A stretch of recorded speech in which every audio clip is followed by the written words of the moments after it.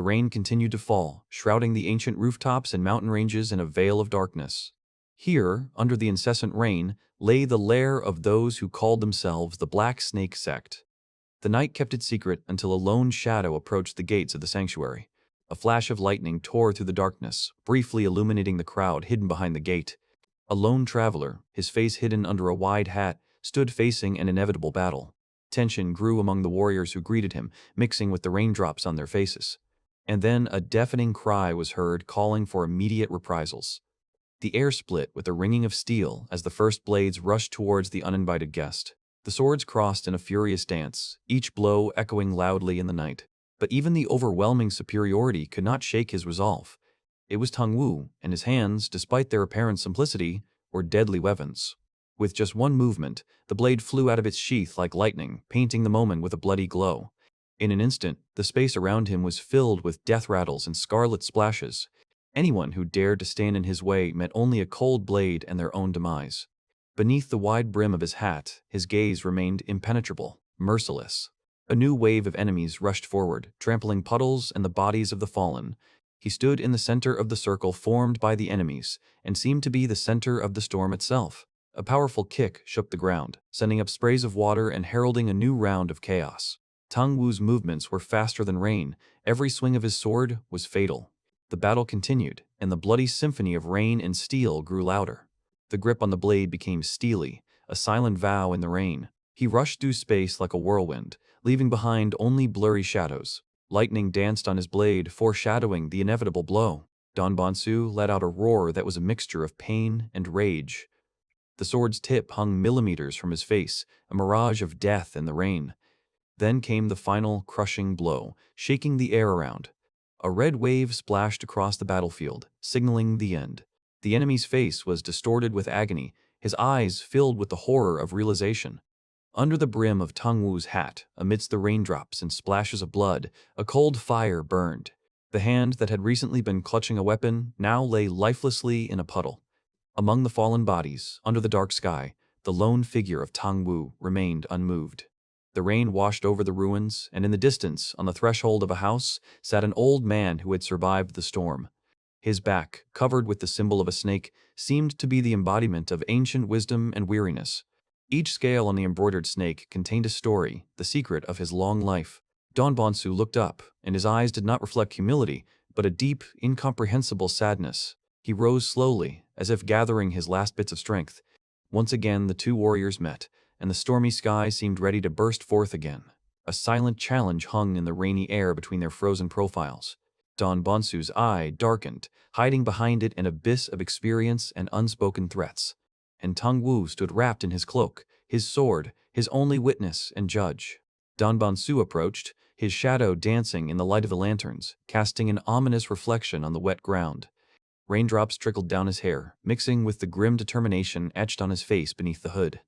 The old master's eye, like cloudy amber, scanned every millimeter of space, looking for flaws in the enemy's defense. But Tang Wu did not flinch. Only his pupils flashed with a bloody fire, foreshadowing a storm. A barely perceptible smile crossed his lips, a challenge that sounded louder than any words. Suddenly, the old man burst into a hoarse, mad laugh, covering his face with his hand, as if mocking fate itself. But at this moment, Tang Wu, like a ghost, was already hovering above him. His sword, the tip of retribution. Blue energy pulsed around his palm, ready to burst forth in a crushing blow. Don Bonsu responded, his own blade glowing with the same unearthly light, driving away the darkness. The mad laughter was now a premonition of battle, his eyes glowing orange, promising only destruction. Tang Wu's first strike was like lightning cutting through the air, swift and merciless. The old man met him, parrying the attack with inhuman ease, their blades ringing in a deadly dance. The rain around them seemed to freeze, turning into a silver curtain through which a bright light shone. Tang Wu's face remained a mask of concentration, every muscle tense, every movement precise. And, in Don Bonsu's eyes, a wild spark still danced, reveling in the madness of the battle. When all was quiet, only the ancient mountains and the temple gates watched the silent exodus. Tang Wu's heavy footsteps marked the final moments of this nightmare, each step echoing in the rain puddles. Blood trickled from his blade, washed away by the streams of rain, as if nature itself were trying to cleanse the place. And so he walked away, a lonely silhouette in a cloak, leaving behind the ruins and secrets of the past night. A bitter smile froze on his lips, and a dark trace of blood appeared on his cheek, the price for every decision made. But even under the streams of rain washing away the blood, the pain remained indelible. His fingers clenched around the bloody blade that had become an extension of his despair. The petal that fell into the crimson waters only emphasized the beauty drowning in horror. It was a sacrifice whose price seemed exorbitant, lying among the bloody roses. Tong Wu stepped into the crimson mess, his steps heavy, saturated with the echoes of the recent carnage. But the world did not wait, and a new force, marked by ancient symbols, was already gathering in the distance. The dawn painted the sky with the colors of omens as hundreds of warriors flocked to the majestic gates. Their banners fluttered in the wind, carrying promises of retribution and unshakable faith. Leaders, monks, and strategists, each of them bore the burden of their convictions, looking to the future. And now what remained of the night appeared before their eyes, a battlefield strewn with bodies, their faces distorted, words stuck in their throats from the sight they saw. Misunderstanding turned to rage, and the realization of a merciless reality struck them. Among the dead, in the very center of the carnage, stood one, Tong Wu, like a shadow summoning a storm. His steps were inexorable, each one echoing in the silence of the bloody morning. He was the embodiment of indomitable will, his cloak fluttering, foreshadowing a new battle. In that moment, the realization hit them. This man was the most dangerous threat. Tong Wu's eyes flashed, his face contorted into an inhuman roar as the pain turned into pure rage. And in the midst of the chaos, an order was heard, full of despair and determination: block him. In response, the air was torn apart by a deafening explosion, a crimson whirlwind of fury that swept away everything in its path. The war had begun, and red flashes lit up the horizon, announcing the fall of the once mighty. The commander's face is distorted with pain and horror, and a merciless blade is reflected in his eyes. And then he appeared, the embodiment of crimson anger, the ghost of destruction, woven from pure light. A cry of agony or rage broke the dead silence, heralding the inevitable end. The severed head, a trophy of battle, dripped with blood, symbolizing the ruthlessness of the new world order. A new force, fearless and formidable, came out to meet chaos, its leaders holding the line. Their blades, sharpened for vengeance, waited their turn, glittering under the bloody sky. And in the midst of this chaos, Tong Wu stood up, his eyes burning with determination, and his bloody sword spoke for itself. Their gazes turned forward to the ominous figure holding the trophy of war.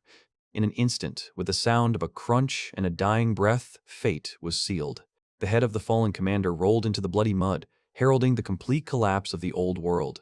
Tong Wu stood over the fallen man, his gaze cold and merciless, the harbinger of a new era written in blood. The leaders, who had previously seemed invincible, froze in horror as they watched this nightmarish spectacle. With every strike of his bloodied blade, Tong Wu asserted his power, and the scent of impending carnage hung in the air. He towered over the battlefield like a grim reaper, his sword a symbol of undeniable, brutal power. But the resistance did not die down, and one of the leaders, burning with anger, rushed into battle. The rest followed him, their eyes glowing with hatred, their weapons thirsting for retribution. A powerful blow shook the ground as the enemy unleashed his incredible power on Tang Wu. But Tang Wu didn't flinch, parrying the attacks with the agility of a ghost, his movements swift and deadly. For a moment, a strange, frightening smile flashed across his face, a harbinger of the true power that lurked within. And then the world around him distorted, revealing Tang Wu's true face, his eyes glowing with digital fire, his smile promising madness. His mad smile only grew stronger as the world around him was consumed by the crimson light, reflected in the predatory gleam of his eyes. But reality suddenly burst into this digital trance, tearing him out of the depths of the game, to where the night seemed endless. Tang Wu felt the weight of his own body again, his gaze heavy and absent-minded, as if he had just returned from another world. A VR headset lay nearby, evidence of his escape from boring reality into a virtual battlefield. There, in the game, he was a warrior fighting under furious beams of energy, where every blow was fatal. Virtual enemies fell under the onslaught of his blade, their eyes glowing with the same crimson light as his own a second ago. Now that he had returned, Tang Wu stared into the blue light of the phone, his thoughts racing somewhere on the border of two realities. The evening news suddenly caught his attention, pulling him out of the world of the game and into the world of grim facts. The news on the screen was about Mr. Ho from a large corporation who had gone missing, and this news made him frown. Something stirred inside him. A strange premonition came over him as he thoughtfully digested what he had heard. From the darkness of the room, Only Tung Wu's silhouette remained visible, frozen in front of the flickering screen, his thoughts far from calm. For a moment, it seemed as if the very air around him was vibrating, and the blue light from the screen was drawing invisible patterns around his head. His eyes widened as the familiar face of the missing man flashed on the screen, and the puzzle in his mind began to come together. Without hesitation, his hand reached for his faithful companion, the sword resting by the sofa, its steel glinting coldly in the semi-darkness. There, on the floor, lay a bound man, covered in blood, his helplessness piercing the silence of the night. It was Mr. Ho, his face contorted with pain and fear, tears streaming down his battered cheeks. Tung Wu's silhouette appeared above him, holding a heavy hammer in his hand, and his gaze was as impenetrable as death itself. Tung Wu's cold, determined eyes met the victim's terrified gaze, and a tense silence fell. A cry of despair escaped his ruined lips as the realization of his impending doom finally struck him. Tung Wu raised his hammer, and the world around him shrank to a single moment where every instant had the weight of eternity, and his frightened body tried to escape from the grip. But the horrors of the past, captured in dusty photographs, resurfaced before his eyes, fueling the flames of his vengeance. The victim's face was frozen in primal horror, the anticipation of inevitable retribution shrouded in a crimson glow. Tung Wu looked down at him, his eyes showing no pity or doubt, only cold determination. A final, heart-rending scream escaped his lips, mixing with the sound of breaking bones. The blow fell, and the body went limp, overwhelmed by the monstrous force. A barely noticeable, eerie smile flitted across Tung Wu's lips, like a shadow of satisfaction. He swung his hammer again, and a crimson glow filled the space, heralding the final verdict. The victim's limbs twitched uncontrollably, as if in the throes of a collapsing world. At that moment, the rage of the righteous and the mortal horror of the sinner collided in a whirlpool of light and shadow. The scream merged with the roar of collapsing walls, and the air filled with echoes of pain and release. The hammer crashed into the floor, shaking everything around, but Tung Wu was relentless. Suddenly, as if out of nowhere, a huge shadow rushed towards him, forcing Tung Wu to dodge. It was Don Bonsu, whose hands, recently bound by mystical bonds, pulsated with dark energy. With a crack and a flash of unknown force, the chains holding him broke into pieces, freeing the monster. A malicious, toothless grin appeared on his face, full of insane joy and anticipation. Now Don Bonsu stood at his full height, holding his hammer, exuding an aura of pure menace. Tung Wu's eyes widened in surprise, but the flame of a new battle immediately ignited within them. And now Don Bonsu fell from above, his blade cutting through the air with terrifying speed. Tung Wu barely managed to pull away, feeling his feet slide along the ground from the powerful blow that could have torn him apart. Their eyes met at the moment of collision, and old enmity flared up with new, deadly force. But fate decreed otherwise. The powerful blow intended for Tung Wu struck a completely different victim. A red flame of rage erupted from the depths, enveloping the space around. The unfortunate man's body shook from the direct hit, shaking the air around him. His face was distorted in a silent scream, and only a wheeze escaped from his chest. The inexorable force swept on, leaving only an echo of its greatness. Another crushing blow sent him flying, taking away his last hopes. He collapsed, landing heavily on the ground like a broken puppet. The tortured body lay frozen on the cold floor, consciousness slowly fading. A beam of light pierced the darkness, illuminating a motionless figure in the darkness. But even then he tried to get up, reaching out his hand for invisible help. His gaze was fixed on the sky, where the answer to his desperate prayer lay hidden. Through the pain, he managed to rise, leaning against the wall, seeking support. A cautious glance slid to the side, catching the outline of something inexplicable. Silhouettes appeared in the misty haze, frozen like ghosts. At his feet lay other fallen warriors, their battle ending in tragedy.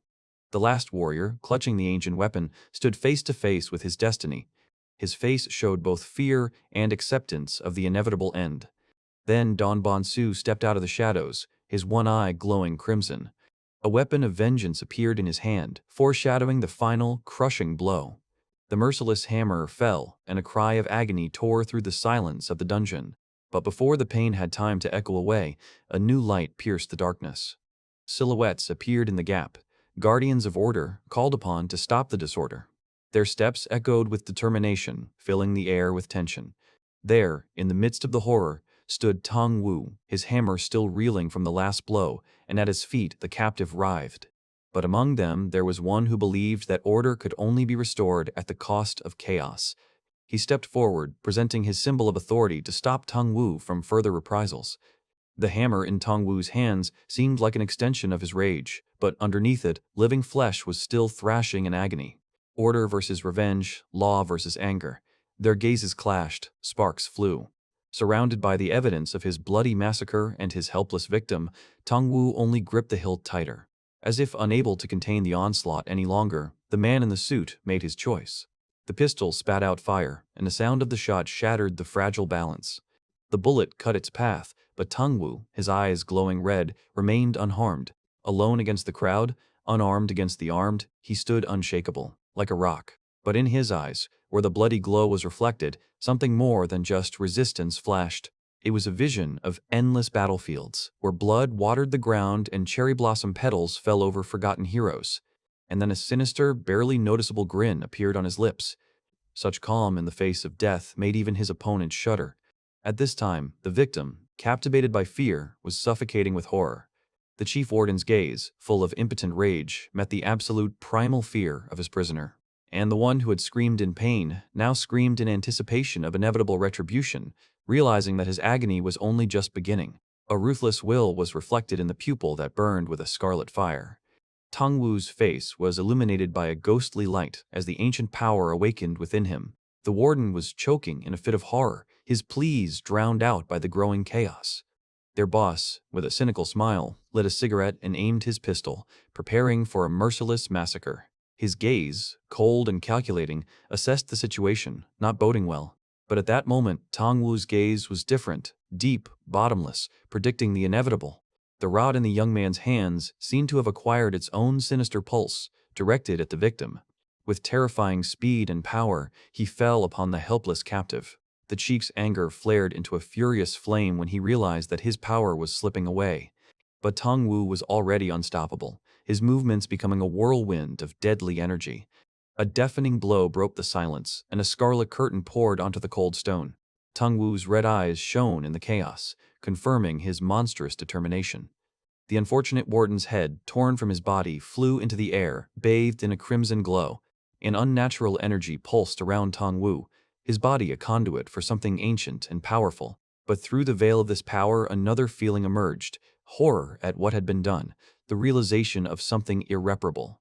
Only one red spark in his eye remained as a witness to the abyss that had just opened up. And then the wave of power ebbed, leaving behind only trembling air and empty echoes. Tong Wu collapsed, tearing apart the space with a cry of despair, as if the air itself was piercing him. His eyes no longer showed pain and horror, but absolute madness that distorted every nerve. And so, Don Bonsu appeared before him, a silent witness to the bloody retribution, his figure towering ominously.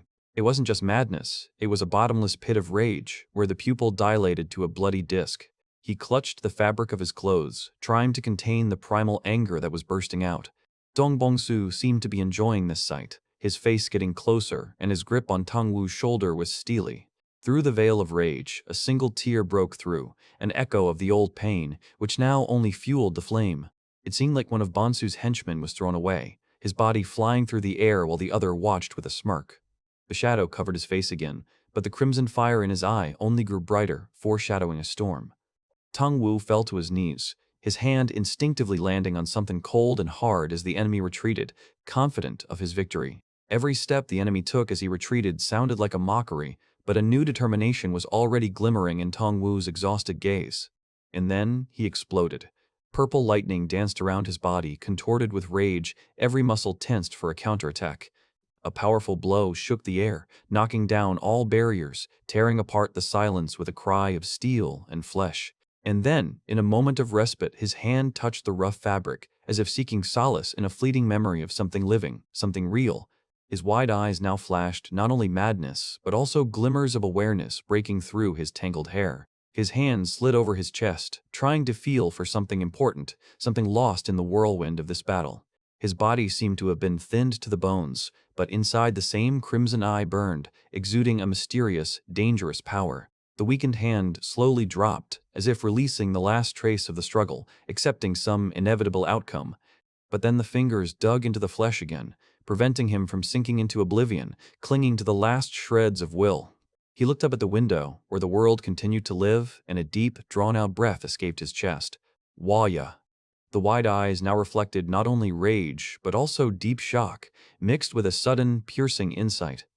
And high in the sky, the full moon shone indifferently, bathing the world in its ghostly, cold light. Its glow fell on the majestic, ancient temple that towered in the middle of the mountains, like a silent guardian of age-old secrets, awaiting its hour. And in one of his remote cells, with his back to the viewer, sat Tan Uo, his thin body exhausted, but his gaze directed into the distance. He was on the edge, his emaciated body testifying to long trials and his gaze to immeasurable pain. A ray of light, breaking through the darkness, barely touched his hunched figure. But even this light could not drive away the shadows that were squeezing his mind and heart. He fell like a broken branch under the weight of an unbearable burden. Only one tear, bitter and salty, broke through the veil of despair. Every drop, falling into the abyss, carried echoes of his unspoken suffering. But sometimes, even the most vivid nightmares give way to the gray reality of everyday life.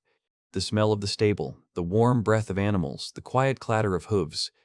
So, Tian Yuo once lived an ordinary life, performing routine duties day after day. But the peace was only an illusion, instantly destroyed by the sudden appearance of an uninvited guest. Tana Uo's face showed a mixture of surprise and wariness as he turned around.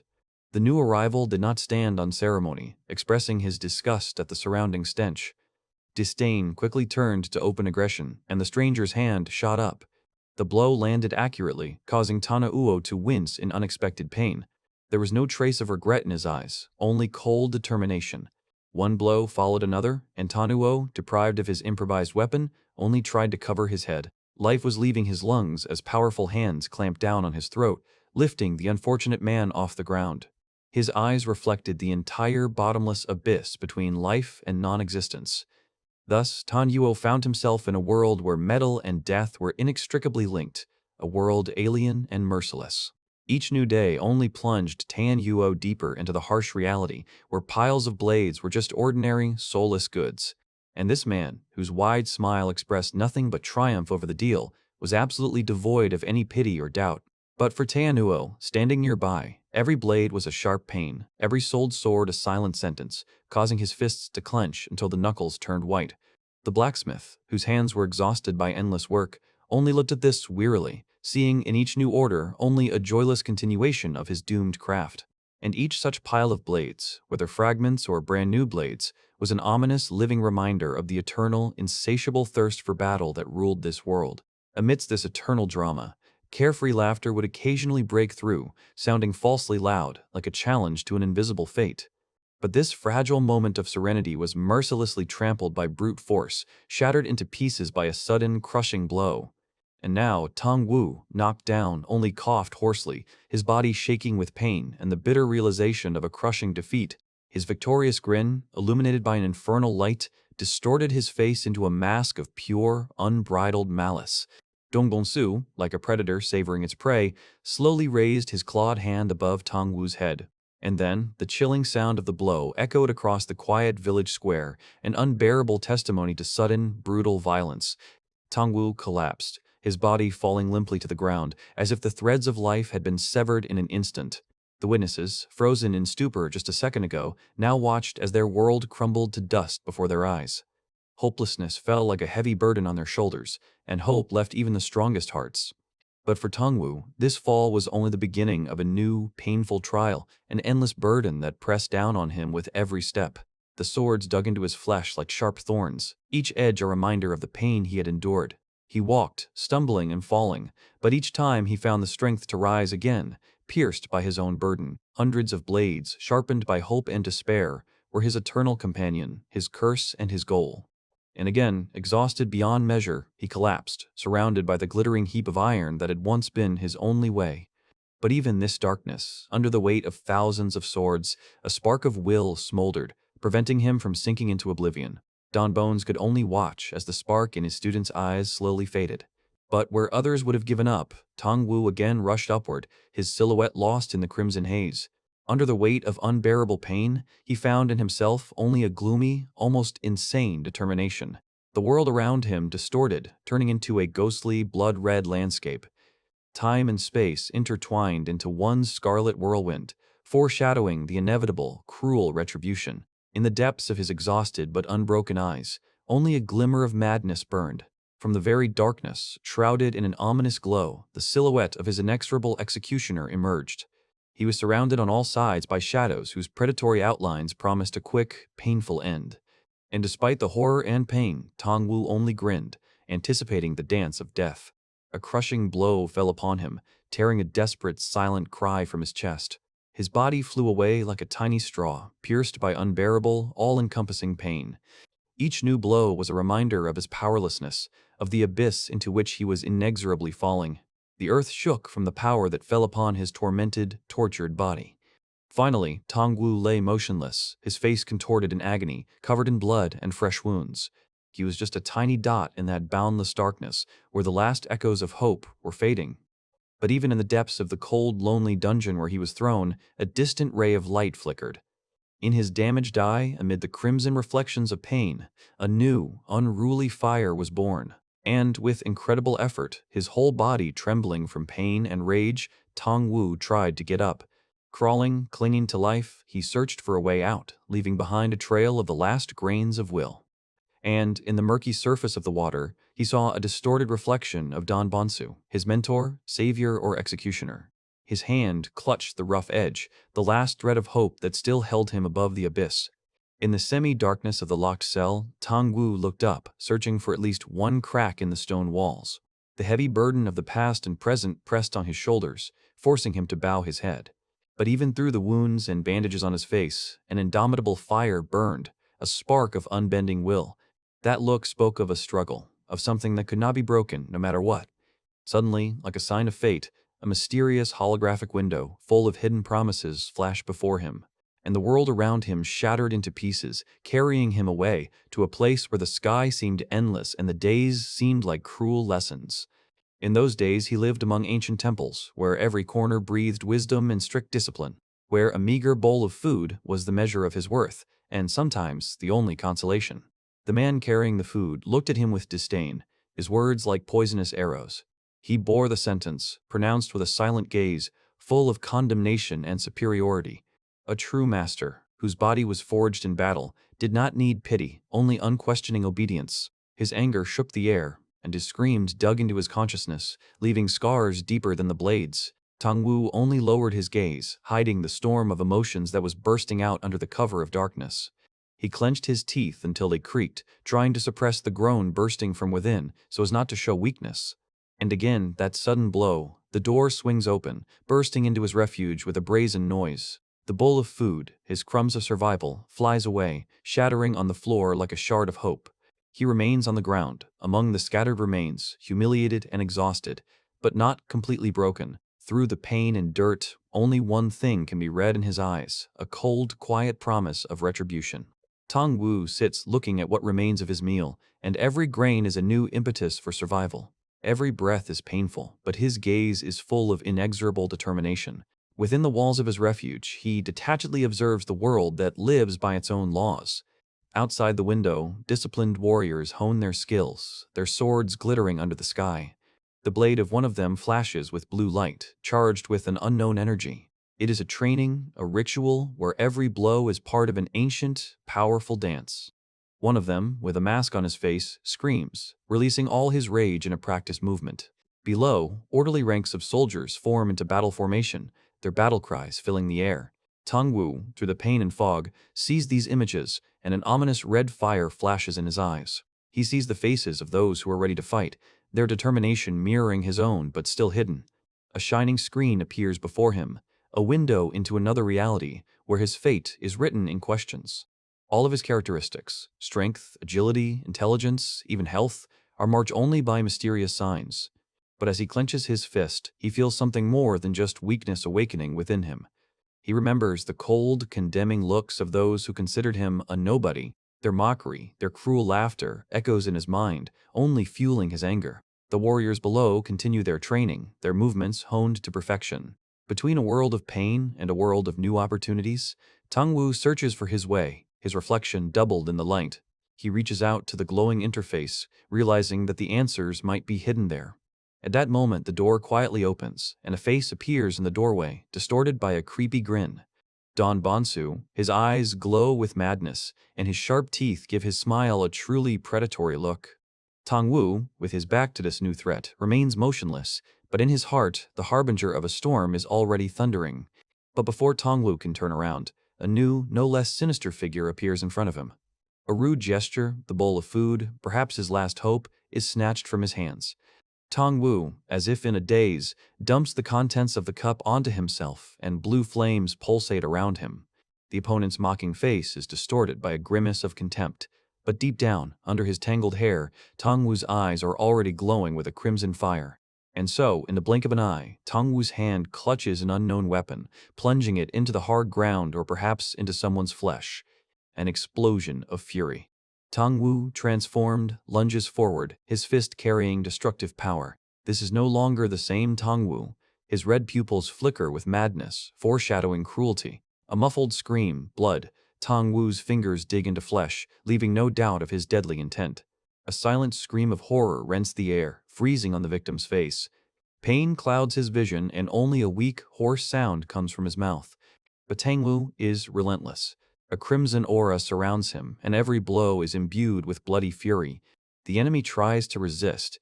His gaze grows cloudy, but the spark of life still glows. Another blow, and a death rattle comes from the enemy's throat. A face distorted with horror, torn apart by pain, marks the end. Tong Wu becomes the embodiment of a bloody nightmare, his figure melting in scarlet splashes. Strike, merciless, final. Only splashes of blood on the white canvas, silent testimony to the crushing force. The battlefield is bathed in a crimson glow, and in the center of this storm he rises, a bloody angel of vengeance. Tong Wu's face, stained with someone else's blood, closes his eyes, trying to distance himself from what he had done. But even in this temporary lull, one can feel an indomitable force pulsating under the skin, ready to break out again. And then it breaks out, in a wild, primal scream that distorts the young man's features. Bloody rain washes the earth, and the horizon burns as if the world is crumbling to dust. Chaos rages all around, swords cross, shadows glide across the fiery flashes, and life gives way to death. Tong Wu's eyes glow red, reflecting the furious rage that has consumed his soul. A beast growls in his mind, a dark wolf with bloody eyes, a symbol of his awakened nature. But this beast takes shape, a grand azure spirit, raising its head to the heavens in a silent howl. A small wolf figure, frozen at the gates of the old fortress, looks at the heavenly giant, his protector.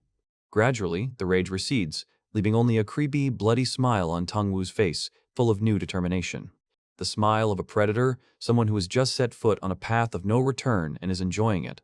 He raises his hand to the scarlet sky, greeting the rising of the bloody sun, or saying goodbye to something forever. And so, the night darkness descends, and a full moon reigns over the world, like a witness to all the changes. Under its cold light, the ancient temple, majestic and silent, keeps its secrets. Within its blood-stained walls, blue light casts ghostly shadows, hinting at the carnage that has taken place. Tong Wu sits in the middle of this silence. His gaze has become distant, but there is no longer any pain in it. His eyes, which had once glowed crimson, now glow a cold, deep blue like a moonlit pool. He looks at something below, at the fragments of the past that remain lying in ruins. And then a blue, glowing window appears before him, framed by dragon patterns, signifying a new, invisible world. It pulsates as if alive, beckoning into the unknown depths of its virtual space. Tong Wu touches his chin thoughtfully, studying the strange vision that came to him after the massacre. In this window are familiar things, ingredients that seem to offer him a choice, a new way to interact with the world. Tong Wu is involuntarily drawn to the shimmering edge, as if to fate itself, which now appears before him. His fingers plunge into this bottomless azure, and the world around him blurs, losing its outlines. An incredible attraction draws him forward into this pulsating reality created from light. But through this digital fog, the bloody echo of a recent battle emerges, reminding him of the price of his awakening. And again his hand reaches out to the portal, to the possibility that could change everything. The memory washes over him, an iron grip on someone else's neck, the moment when life ends. He feels the cooling flesh under his fingers, sees the frozen horror in the eyes of the victim, who faded under his pressure. But reality is distorted, disintegrating into pixels, as if the system itself is unable to digest such cruelty. Tong Wu flinches back, his gaze filled with confusion, as strange symbols flash around him, foreshadowing something great. He finds himself in the midst of a storm of light and darkness, where his own experiences intertwine with unknown forces. In the depths of his consciousness, a new gaze opens up, cold, piercing, seeing the very essence of being. Tong Wu returns to the twilight reality, but now looks at the system window with completely different eyes. Somewhere in the shadows, unseen, lurks Don Bongsu, his wicked smile reflected in the blood on Tong Wu's hands. And suddenly, as if by magic, the picture changes. A peaceful dawn, filled with ordinary life, appears before him. Ordinary people carry on their leisurely conversations, unaware of the dark secrets that lurk behind the veil of reality. But in their smiles, in every gesture, there is something sinister, reminiscent of the predatory nature of this world. And among them is Tong Wu, hidden under the guise of a commoner, with a staff in his hand, ready for any challenge. A sudden impulse, a flash of energy, and the world around him again contracts to the point of conflict. A lightning strike, and Tong Wu parries the attack, his movements becoming fast and precise. The enemy freezes in surprise, not understanding who is hiding under this modest shell. A grin full of arrogance and cruelty can be seen through his dirty hair. Someone's hand suddenly grabs him by the collar, holding him, not allowing him to move, and then follows a gesture indicating a simple stable as his place. Tong Wu bows, accepting his modest share, submitting to an invisible pressure, and the one standing above him clenches his fist, radiating an aura of overwhelming power. So Tong Wu leads his horse through the morning bustle of the city, disappearing into the crowd. Life here is in full swing. Everyday life and bustle hide any secrets, any ominous signs. The laughter of merchants, the smell of spices, everyday worries, all this creates the illusion of peace and tranquility. But in Tong Wu's eyes, one can see deep weariness, the shadows of long-gone trials. Suddenly, the peaceful scene is broken by the loud screams of children running out from around the corner, starting a prank. A small rock hits Tong Wu's head, causing only a slight jolt but awakening something inside. In a moment, the familiar world is distorted by a crimson glow, foreshadowing something else. The innocent prank continues, the children laughing, unaware of the abyss they have just disturbed. But suddenly, the laughter dies away, turning to horror as their eyes meet the abyss. For Tong Wu is transformed, his eyes glow with an ominous fire, and his figure is shrouded in darkness that exudes a deadly threat. Frightened children instinctively close their eyes, trying to erase what they saw from their memory. But just as suddenly the darkness recedes, and Tong Wu smiles again, as if nothing had happened. He leaves, leaving behind only confusion and bewilderment on the faces of those who have just looked into the abyss. And somewhere in the distance, a loud, ominous laugh is heard, echoing in the heart. And while the world around her tries to come to its senses, Tong Wu continues on her way, carrying within her a secret that is about to be revealed to the world. Deep pain distorts the man's face. He stands in front of a closed door, full of unspoken questions and fears. And then, from the shadows, like a ghost from the past, Tong Wu appears, with wounds on his face and a look full of ancient bitterness. His eyes, full of horror, reflect sudden realization. The master's mouth freezes in a silent scream, foreshadowing something bad. Tong Wu, with that creepy, almost bestial grin, seems to see right through his soul. Cold sweat runs down my temples as my gaze catches on the uninvited guest. Then, with studied casualness, he holds out a small bag, as if offering a deal with the devil. Inside the bag are not just coins, but a temptation that can change fate. A greedy light ignites in the master's eyes, mixing with the remnants of his former fear. And now, on both their faces, a strange, false smile freezes, a mask of a deal. A quick, almost feverish gesture, and a master's fate is now decided. Tong Wu steps back, leaving the man alone with his newfound happiness.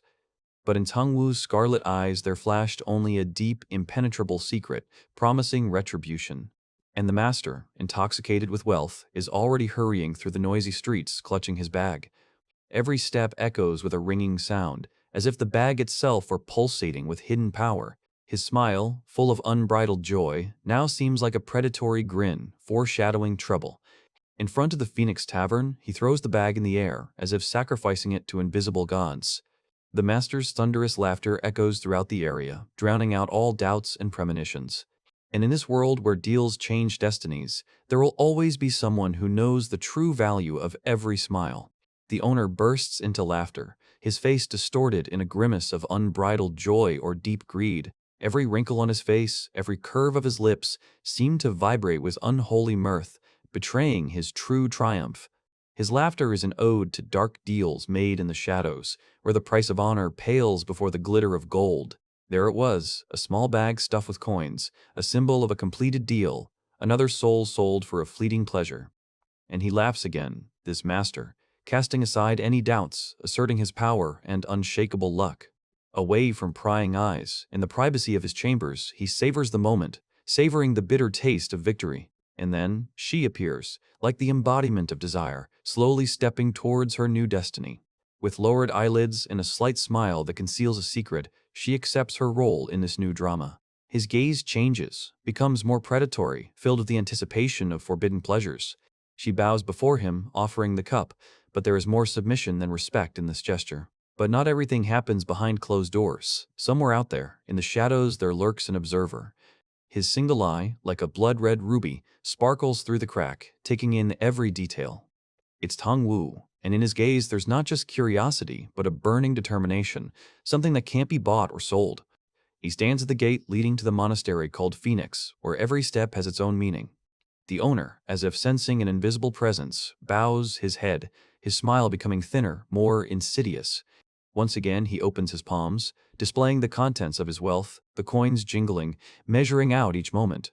He holds one of them up like a trophy, his gaze brazenly challenging, as if defying fate itself. And then, behind him, in the doorway, a shadow appears, tall, gloomy, pierced by the glow of the sunset. This is Tong Wu, the silhouette of a warrior entering a world where darkness and deception reign. The master, finally turning around, freezes as Tong Wu's footsteps echo, foreshadowing the inevitable collision. The master, whose eyes hid his calculations, appeared before Tong Wu, proposing a deal in the crimson glow of the sunset. His smile, wide and ingratiating, carried a hint of something predatory, almost inhuman. With a gesture of undisguised generosity, he holds out a heavy bag, a symbol of the coveted reward. Tong Wu accepts the gift, his gaze remaining intense and unreadable, but his hands clutch the promised one tightly. The owner tightens his bag with satisfaction, as if making an unspoken agreement with fate. The glitter of coins hidden in the bag flickers dimly, promising power or a curse. His eye flashes with a brief fire, reflecting greed and anticipation of future events.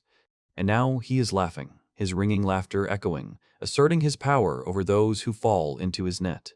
Deep down the alley, under the red glow of a lantern, waits an establishment known as the Phoenix, the keeper of secret desires and dirty deeds. Without a moment's hesitation, Tong Wu confidently climbs the steps, leaving the master behind with his sly smile and jingling bags.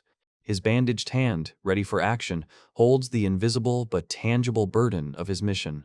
Inside, a heavily built man, taken aback, turns at the faint sound of rustling, his face contorted in confusion.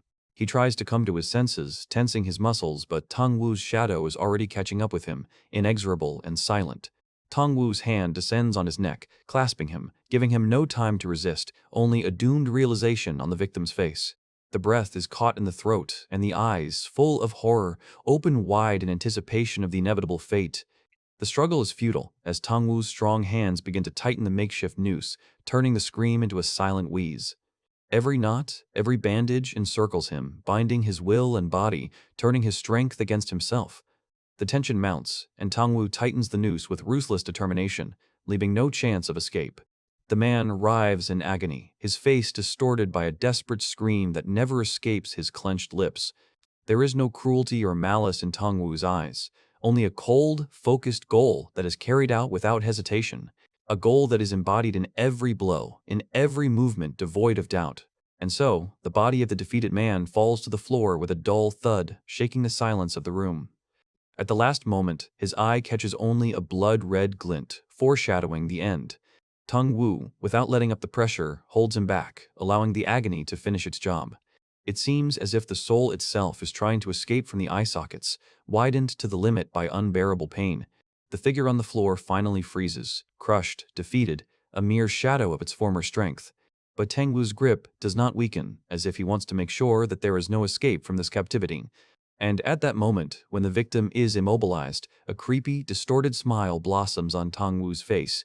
A smile not of triumph, but of mad pleasure that penetrates to the bones while his gaze is directed into emptiness. Those red eyes, glowing in the dim light, now carry more than just determination. There's an abyss within them. Like a wild beast, he presses Don Bongsu's body to himself, and his hands, wrapped in bandages, mercilessly squeeze the lifeless flesh. The scarlet flame in Tang Wu's eyes now reflects not the world around him, but only the bottomless abyss that has opened up inside him. And this abyss will never close again. Tang Wu falls to his knees, his world crumbling under the weight of the unbearable loss that has become reality. Each lifeless face reflects the very emptiness that has now settled forever in his soul. He leans over her, trying to comprehend that this is not a dream, but a cruel, irreparable truth. His gaze, full of agonizing pain, captures every feature, as if trying to capture the image before it disappears forever. But before him, there was only a serene face, on which the last breath was frozen, forever extinguishing the light. A silent scream tears through the air, but only in his soul, where a bottomless abyss now gapes. With heavy, broken steps, Tang Wu retreats, leaving behind not only dead bodies, but also the fragments of his past. Tang Wu stands with his back to the opening, as if trying to close it off from the world. But ahead, through a narrow gap, a flickering light seeps in, alluring and frightening at the same time. A hand, tightly wrapped in bandages, touches the wall, tormented by endless battles. And suddenly, through touch, another world appears, a world of numbers and hidden possibilities that draws you in with an unknown force. Again, a heavy silence. Only the head is lowered in thought, as if searching for answers in empty space. He falls to his knees, trying to comprehend the loss as the inexplicable system cries out for attention. His eyes reflect not just fatigue, but the abyss of suffering and bitter truths he has experienced. The system projects itself right in front of him, insistently imposing its rules as the world around him collapses. Forgotten skills, tasks, and inventory. Each parameter seems to open a new, unexplored chapter. But he seems to resist her, clasping his hands above his head, as if trying to hold on to the slipping reality. Sharp thorns of decisions pierce his consciousness, not giving him peace for a moment. Tang Wu's eyes fill with a bloody light, reflecting inhuman pain and nascent rage. Hands reach towards the sky, as if in prayer, or perhaps in a last attempt to grasp the elusive hope. And then Don Bongsu appears, his upturned face distorted by a malicious smile. His bound hands only emphasize his insane control as he looks at Tang Wu. Tang Wu, with eyes wide open in amazement, cannot believe what is happening. Through his fingers, as if from a trap, he looks at the monstrous truth. The picture ends with a dead look, empty and lifeless, forever frozen in torment. And then another figure appears in the doorway, a commanding silhouette with a sword on his belt. Every step he takes echoes ominously, heralding a new chapter in this bloody saga. Her heart sank with fear as the shadow of an imminent threat loomed over her. A look full of cold determination pierces the semi-darkness of the room. The door slowly, almost ominously, opens, revealing a path into the unknown. The man, whose face is carved from stone, looks on with imperturbable superiority. His stern gaze falls on someone who seems unworthy of his presence. The muffled sound of a hacking cough echoes throughout the room, capturing everyone's attention. Each of his steps is a hammer blow on an anvil, measuring out the last moments of the world.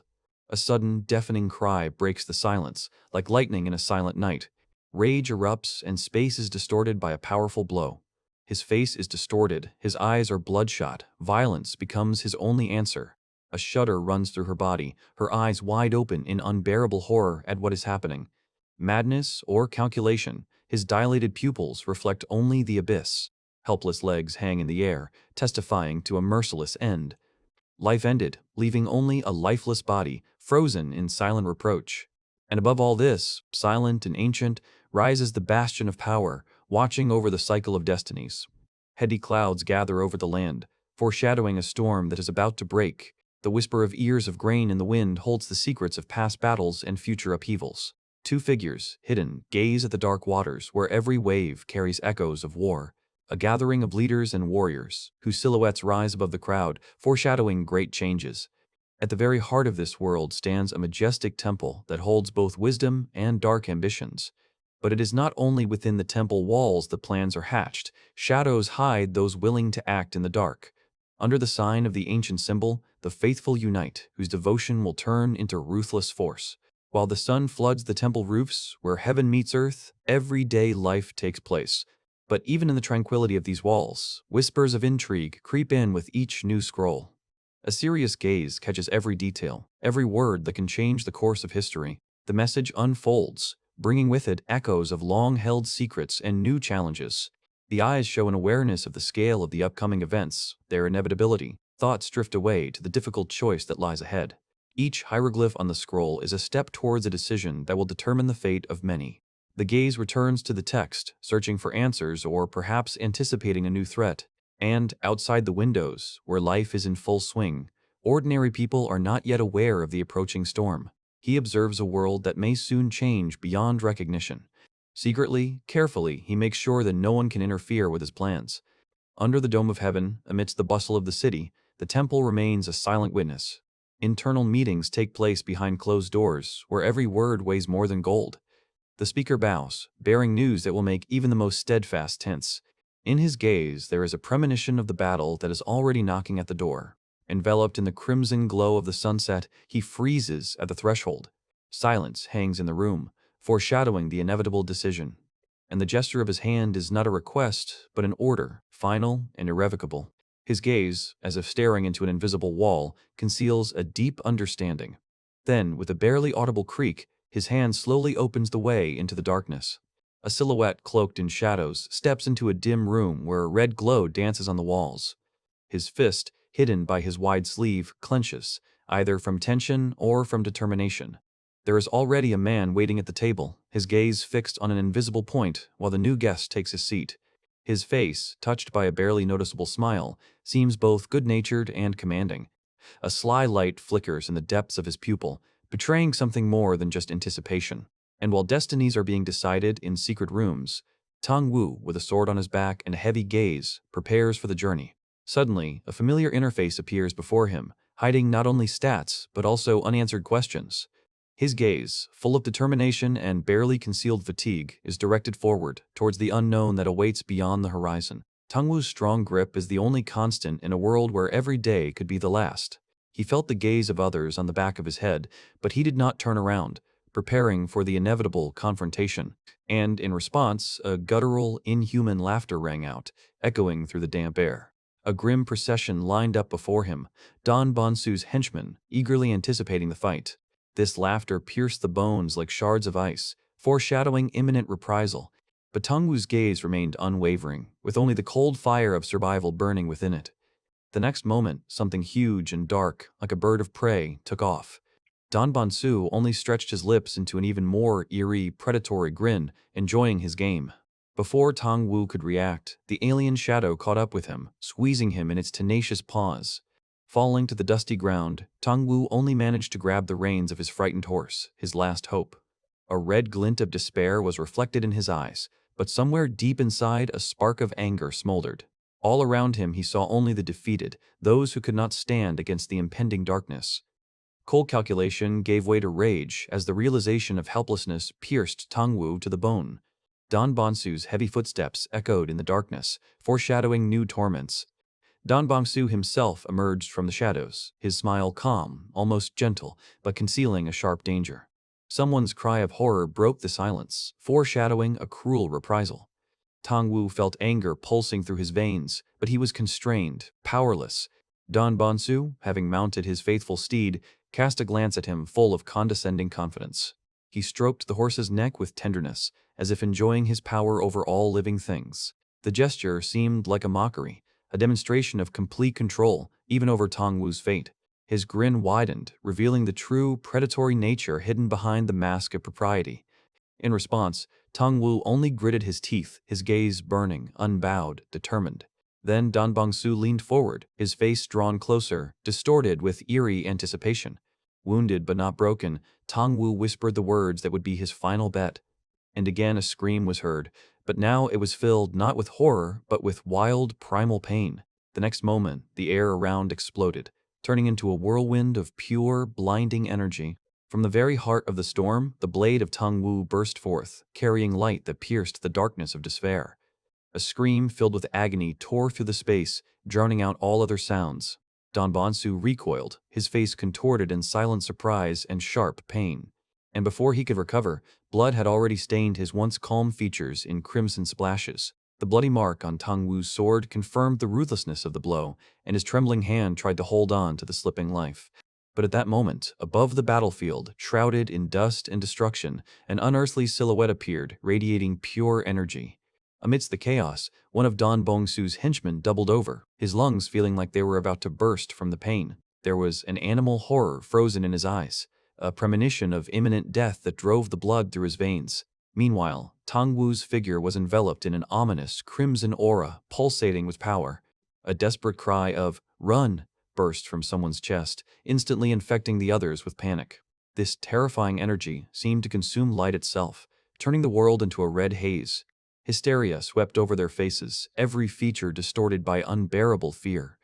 A silent cry of agony froze in the open mouth, full of helplessness and despair. One of them, losing his composure, rushed away, his movements clumsy and chaotic. Stumbling and falling, he desperately tried to break away from the shadow that was catching up with him. But every step felt like an unbearable weight, and his lungs burned with tension as he ran toward the ghostly horizon. Another, maddened with horror, burst into tears, his face covered in cold sweat. And suddenly, the fugitive flew into the air, as if an invisible force had thrown him away. He fell to the ground with a dull thud, knocking the last of the air out of him. The eyes slowly rolled back, consciousness slipping away, giving way to all-consuming darkness. A trembling hand reached in vain towards the fading light, towards the hope that had already left it, and above him, with every heavy step, loomed the inevitable figure, shrouded in shadow. The thunderous sound of footsteps echoed in his head, foreshadowing the end. And at that last moment, his haggard face reflected only the horror of complete and final defeat. The pain pierced not only his mind, it ate into every tense muscle.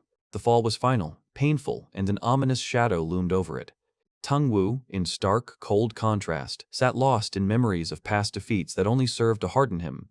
The scream that came from the man's throat was pure, primal terror. Now, bound and broken, he looked in fear at his imperturbable tormentor. Every breath he took was a struggle, every spasm a desperate plea for forgiveness. The cold blade, reflecting the meager light, slid towards his neck, promising a quick end. Tang Wu, his eyes glowing with an ominous red fire, was inexorably approaching his sentence. The victim's face was twisted in a grimace of agony, every cell of his body screaming in horror. Without a word, without the slightest hesitation, Tang Wu pressed the blade to his throat. A desperate cry broke the silence, but nothing could stop the inevitable. At that moment, images of distant battles flashed through Tang Wu's mind, shadows of the past that fueled his determination. Sealed lips could not utter a plea, only eyes screamed for mercy. The deadly steel seemed to have absorbed all the cold of this world. The ghosts of the past became ever clearer, foreshadowing the victim's imminent disappearance into oblivion. Tang Wu's eyes, reflecting the darkness of his soul, did not waver in the slightest. He grabbed his head tightly, pulling him towards the threshold of oblivion. A faint, eerie smile flashed across Tang Wu's face, foreshadowing the end. And in that last moment, bathed in a bright, unnatural light, his face froze in a silent scream. Then there were only lifeless eyes, a bloody haze, and a deafening silence that swallowed everything. Only the hand, reaching into the void, crumbled into millions of pixels of unnatural light. And then, awakening, cold and sticky, like a nightmare frozen in the veins, Tang Wu woke up surrounded only by shadows and the echo of his own breath in the dim light of an unfamiliar room. The body ached, every vein rang with tension, and the bandages on the arms and legs reminded me of fresh wounds. But in his eyes, despite the horror and pain, a stubborn fire smoldered, an echo of his former determination. Memories came flooding back, searing his mind, the figure of Don Bong-su towering over the crowd in silent menace. Tang Wu looked down again, as if trying to find answers in his own pain, gritting his teeth. Hands reaching out to each other but never touching felt like a broken promise, a phantom connection. And suddenly, realization. My own palm changed, as if a foreign, unknown power were lurking within it. A blood-red gleam in his eye, a barely noticeable, distorted smile. What awakened in him? Tang Wu slowly stood up, clenching his fist, his posture conveying more than just despair, and a vision. A silhouette born from crimson flame, threatening and deadly, rushing out.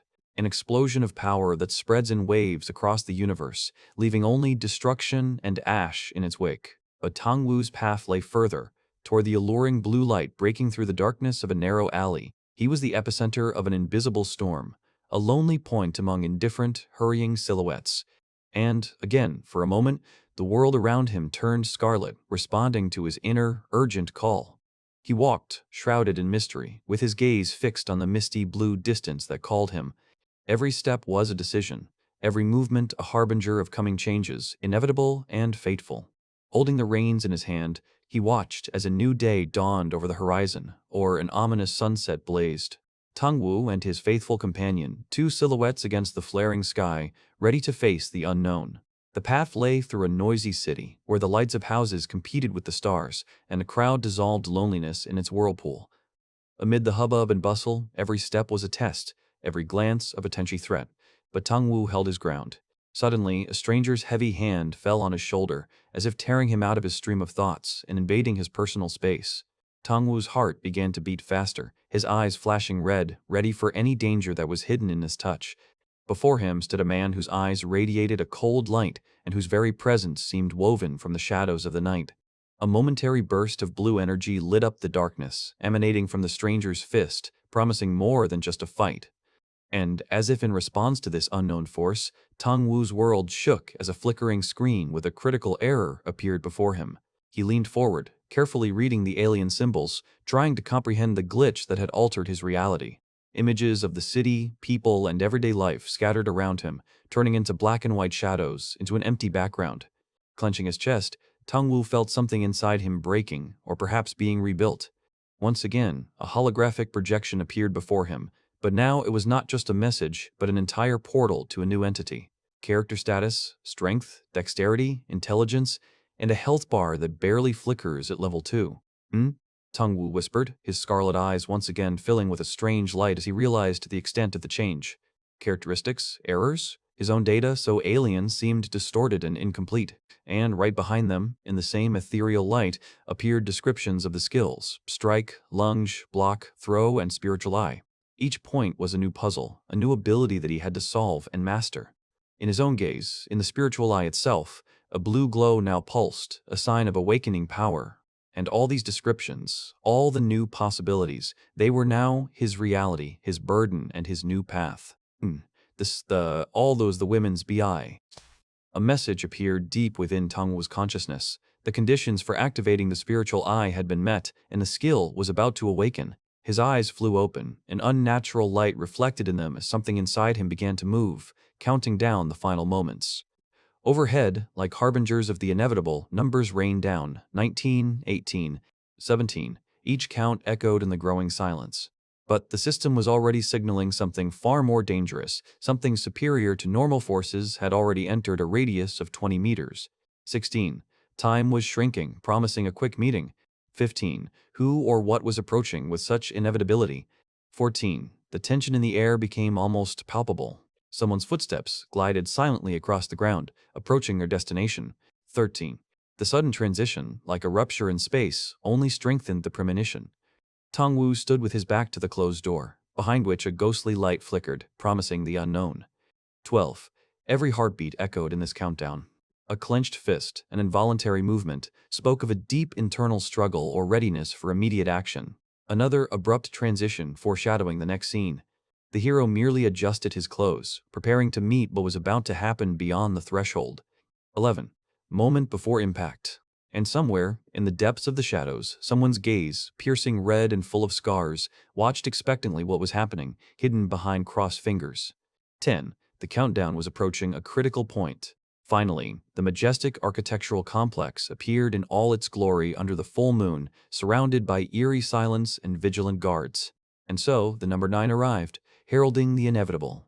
Each step, firm and inexorable, echoed in the advancing darkness. The system, like a silent judge, confirmed his readiness: full life reserve, second level. 7. Time was slipping through my fingers. Ghosts of the past flared up in his mind again, fiery visions threatening to engulf all that exists. 6. The final countdown before the abyss. 5. Fate was already knocking at the door. Tongwu closed his eyes, trying to calm the storms raging within him, but the darkness of his resolve only deepened. 3. The end was near. 2. The air thickened with anticipation. Suddenly, a blinding flash tore through the darkness, as if ripping the very fabric of reality. From the opened portal, silhouettes appeared as unclear shadows, distorting the space. The guards, frozen in stupor, greeted this spectacle with eyes wide open in horror. Even Tang Wu's normally impenetrable eyes reflected genuine fear. At that critical moment, he looked at one of them, and in that look, there were more questions than answers. Suddenly, the old warrior's hand fell on Tang Wu's shoulder, trying to either restrain or calm him. But Tang Wu only clenched his fist, his silent resistance speaking louder than any words. The old man's face was distorted with pain and bewilderment as he realized the depth of his despair. Slowly, with unbearable bitterness, his grip weakened and his hand fell limply. At that moment, Tang Wu let out a silent scream that shook his very soul, full of unbearable horror and despair. Tang Wu's silent scream echoed through the body of another, doomed to unbearable torment as the sinister force began its transformation. His eye, glowing with an eerie azure light, widened like an abyss drawing reality itself into itself. Darkness and pain clashed, tearing through flesh until a flood of pure, destructive energy erupted from within, distorting everything around it. In the chaos, Don Bongsu seemed to have transformed into something much worse, his shadow looming over the terrified figure, absorbing his life force. The skeletal frame, now enveloped in flashes of pure energy, became only a framework for a new, monstrous entity. Within this bone cage, a pulsating blue flame ignited, the core of unholy magic. It grew, turning into a vortex of darkness and light, a center of attraction for all the surrounding ether. And then, from this abyss, a wave burst forth, a powerful, striking force in which ghostly, cold eyes multiplied and flashed. Then everything collapsed, leaving only a perfect, black singularity, surrounded by a shimmering halo, absolute emptiness. Off to the side, another captive, barely alive, felt a serpentine tendril of the same force reaching out to him, enslaving his will. Tang Wu's gaze, heavy and empty, only silently asked, "Is this really the end of everything?" One of the men accompanying him, looking down, only groaned softly, trying to comprehend what had happened. Tang Wu, leaning powerlessly against the wall, was just a shadow while the others exchanged worried glances. The expression on one of them spoke eloquently of the fact that what they saw exceeded all imaginable limits. Left alone with his fears, Tang Wu sank into darkness, his silhouette disappearing into the shadows of the room. In that impenetrable darkness, somewhere deep inside, his eyes suddenly flashed with an icy blue fire. And when the last ray of light left him, darkness swallowed everything except two blood-red predatory eyes. Meanwhile, Tang Wu's companions, still in shock, were feverishly discussing what to do next. Finally, a look of determination appeared in their eyes, a readiness to take on any challenge. And from Tang Wu's body, as if from a new source, that same ominous blue energy, pierced by lightning, began to emanate. But while the inevitable storm was approaching, only anxiety reigned in the hearts of people. Even those accustomed to danger felt the tension in the air, as if foreshadowing something grand. Under the gaze of the full moon, which shed its cold light on the ancient roofs, one could not help but think about fate. She hung high, a silent witness to all the secrets and future accomplishments. But now the first drops of rain began to wash the night sky, dimming the glow and foreshadowing change. The soft light gave way to thick darkness, and the world was plunged into a merciless downpour.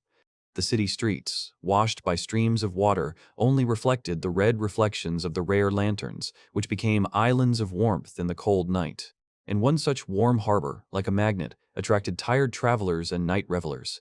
Inside, a completely different life was in full swing, where the laughter and noise of the feast drowned out the sound of raindrops on the roof. Hot drinks flowed like a river, dispelling the cold and filling hearts with false joy. At such moments, it was easy to forget about the outside world, about the storm that was gaining strength outside the walls. But not everyone was so carefree, and some continued to look closely into the future, while others, intoxicated by the moment, allowed themselves to completely dissolve into the noisy company. The merriment was in full swing, and every loud laugh seemed like an attempt to drive away the approaching darkness. Under the vaults of the tavern, stories, rumors, and empty promises intertwined, echoing into the rainy night.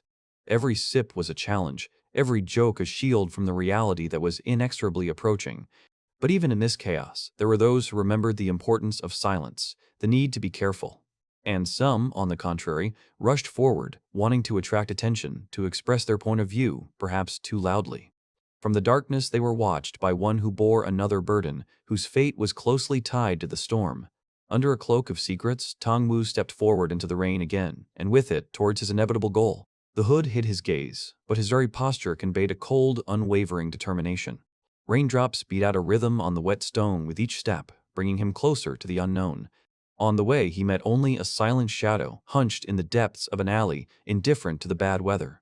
The old man didn't react to Tong Wu's presence, as if he himself had become part of this rainy melancholy. The stormy sky responded with lightning as Tong Wu began to climb the ancient steps towards the goal that awaited him. The rain streamed down his cloak, merging with the darkness, hiding his silhouette from prying eyes. Finally, he stood before the massive gates, sculpted with the symbol of a snake, under the incessant sound of rain. At the very gates, a guard dozed in a deep sleep, unaware of the threat hanging over him. A sudden, sharp blow shook the air, tearing him from oblivion, but it was too late. His cry attracted another guard, who rushed towards the sound in amazement and rage. Now the two, with their weapons drawn, stood guard, protecting the entrance, unaware that their fate had already been decided. One of them, with bloodshot eyes, shouted a warning or threat, sensing danger. His face twisted in a grimace of tension, the muscles beneath his skin tensing in anticipation of the fight. The guardian's body became the embodiment of fury and determination, ready to repel any attack. However, the merciless shadow struck, and scarlet splashes of blood sprinkled the wet stone. The guard collapsed lifeless, his body decapitated, his blood spreading in the puddles of rain. The second guard, frozen in horror, saw an ominous figure emerge from the shadows. Another merciless swing, and the gushing blood colored the rain, taking another life. Tong Wu, like a creature of the storm itself, stood over the fallen, his sword lying calmly in his hand. On the steps, in a pool of rain and blood, lay a head, a silent testimony to his deadly path. The dead man's face was frozen in a grimace of deathly horror, imprinted forever. Tong Wu, like a shadow, arrived at the gates of the Black Society, beyond which a new bloody harvest awaited. A decapitated head rolled down the steps, leaving behind a trail of scarlet splashes. With each turn, she lost her image, becoming just a spineless object. The rain mixed with blood, washing the fallen but not washing away the traces of violence. The dead man's eyes still stared into the void, full of final, unspoken questions. Under the hood there was only a gaze, sharp as a blade, knowing no doubt. With a roar like fate itself, Tong Wu opened the gate, entering the beast's lair. Behind him there were only shadows, and ahead of him a new path stretched out. His cloaked figure moved through the downpour, bringing with it an icy calm. Suddenly, the sky was cut by whistling arrows, but he was too fast to fall.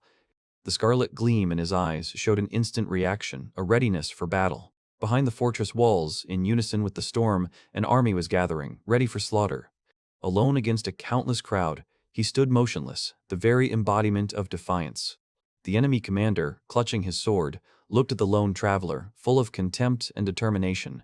But Tong Wu was already moving his hand towards the hilt, preparing to unleash his fury. To those who looked at him from afar, he was just a shadow walking towards his own destruction. Lightning tore through the sky above the gates, foreshadowing the great battle that was about to break out. The cries of the fighters rushing into the attack were a mixture of fear and rage, despair and courage. And then the storm began. Every swing of Tong Wu's sword brought with it inevitable death. Tong Wu was at the very heart of the maelstrom, elusive, deadly. Each strike of his blade colored the air crimson. The battlefield became a canvas for his bloody dance. Drops of life froze in the air, reflecting the last moments. One after another, the opponents fell under his merciless onslaught. His sword cut through the air, bodies, hopes. He was a whirlwind of destruction that knew no mercy. Screams of horror and death rattles were drowned out by rain and blood. The speed of his movements seemed inhuman, and his strength limitless. Each swing left behind a bloody trail, a pattern of pain. Those who were still standing looked at him with horror frozen in their eyes. He was one with his weapon, the embodiment of deadly grace. One blow, and the opponent's body is thrown aside like a rag doll. No one could resist the fury of his blade dance. Paralyzed with fear, they didn't even have time to scream. The blade pierced the flesh, leaving only emptiness behind. The realization of their own death lit up their faces at the last moment. One of the survivors, wounded, tried to hold on to his dying comrade. The hand reached out powerlessly towards the retreating silhouette, towards the ghost of victory. But in the midst of the bloody chaos, another silhouette appeared, heralding a new round of tragedy. An ominous gaze cut through the veil of rain, a red glare foreshadowing imminent retribution. A cruel blow dug into the flesh, and a cry of agony merged with the groan of the rain.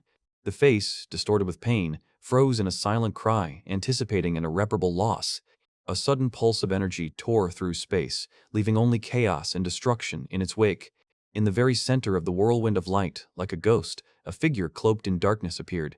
Blood spurted as senseless cruelty claimed another life. Under the rain and bloodstains, only icy determination could be seen in Tang Wu's eyes.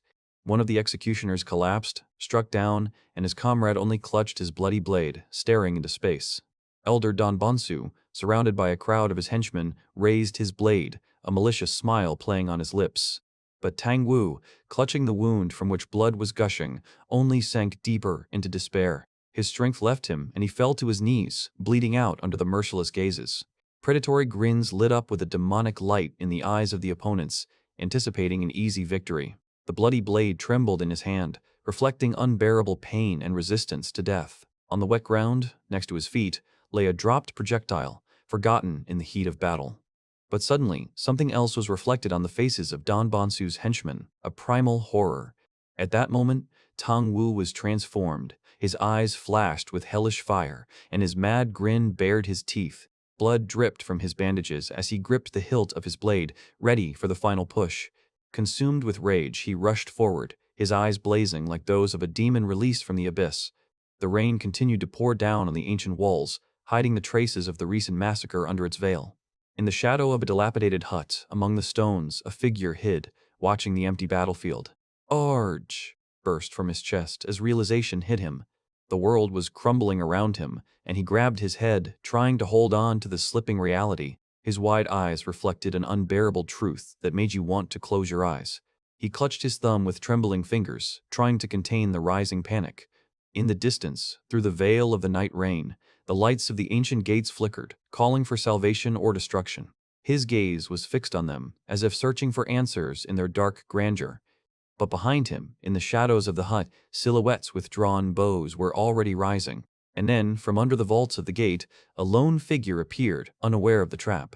"Careful," he shouted silently, pointing to the impending disaster, but his voice was drowned out by the noise of the downpour. A deadly hail of arrows rained down on the crumbling walls, piercing the wood with a furious whistle.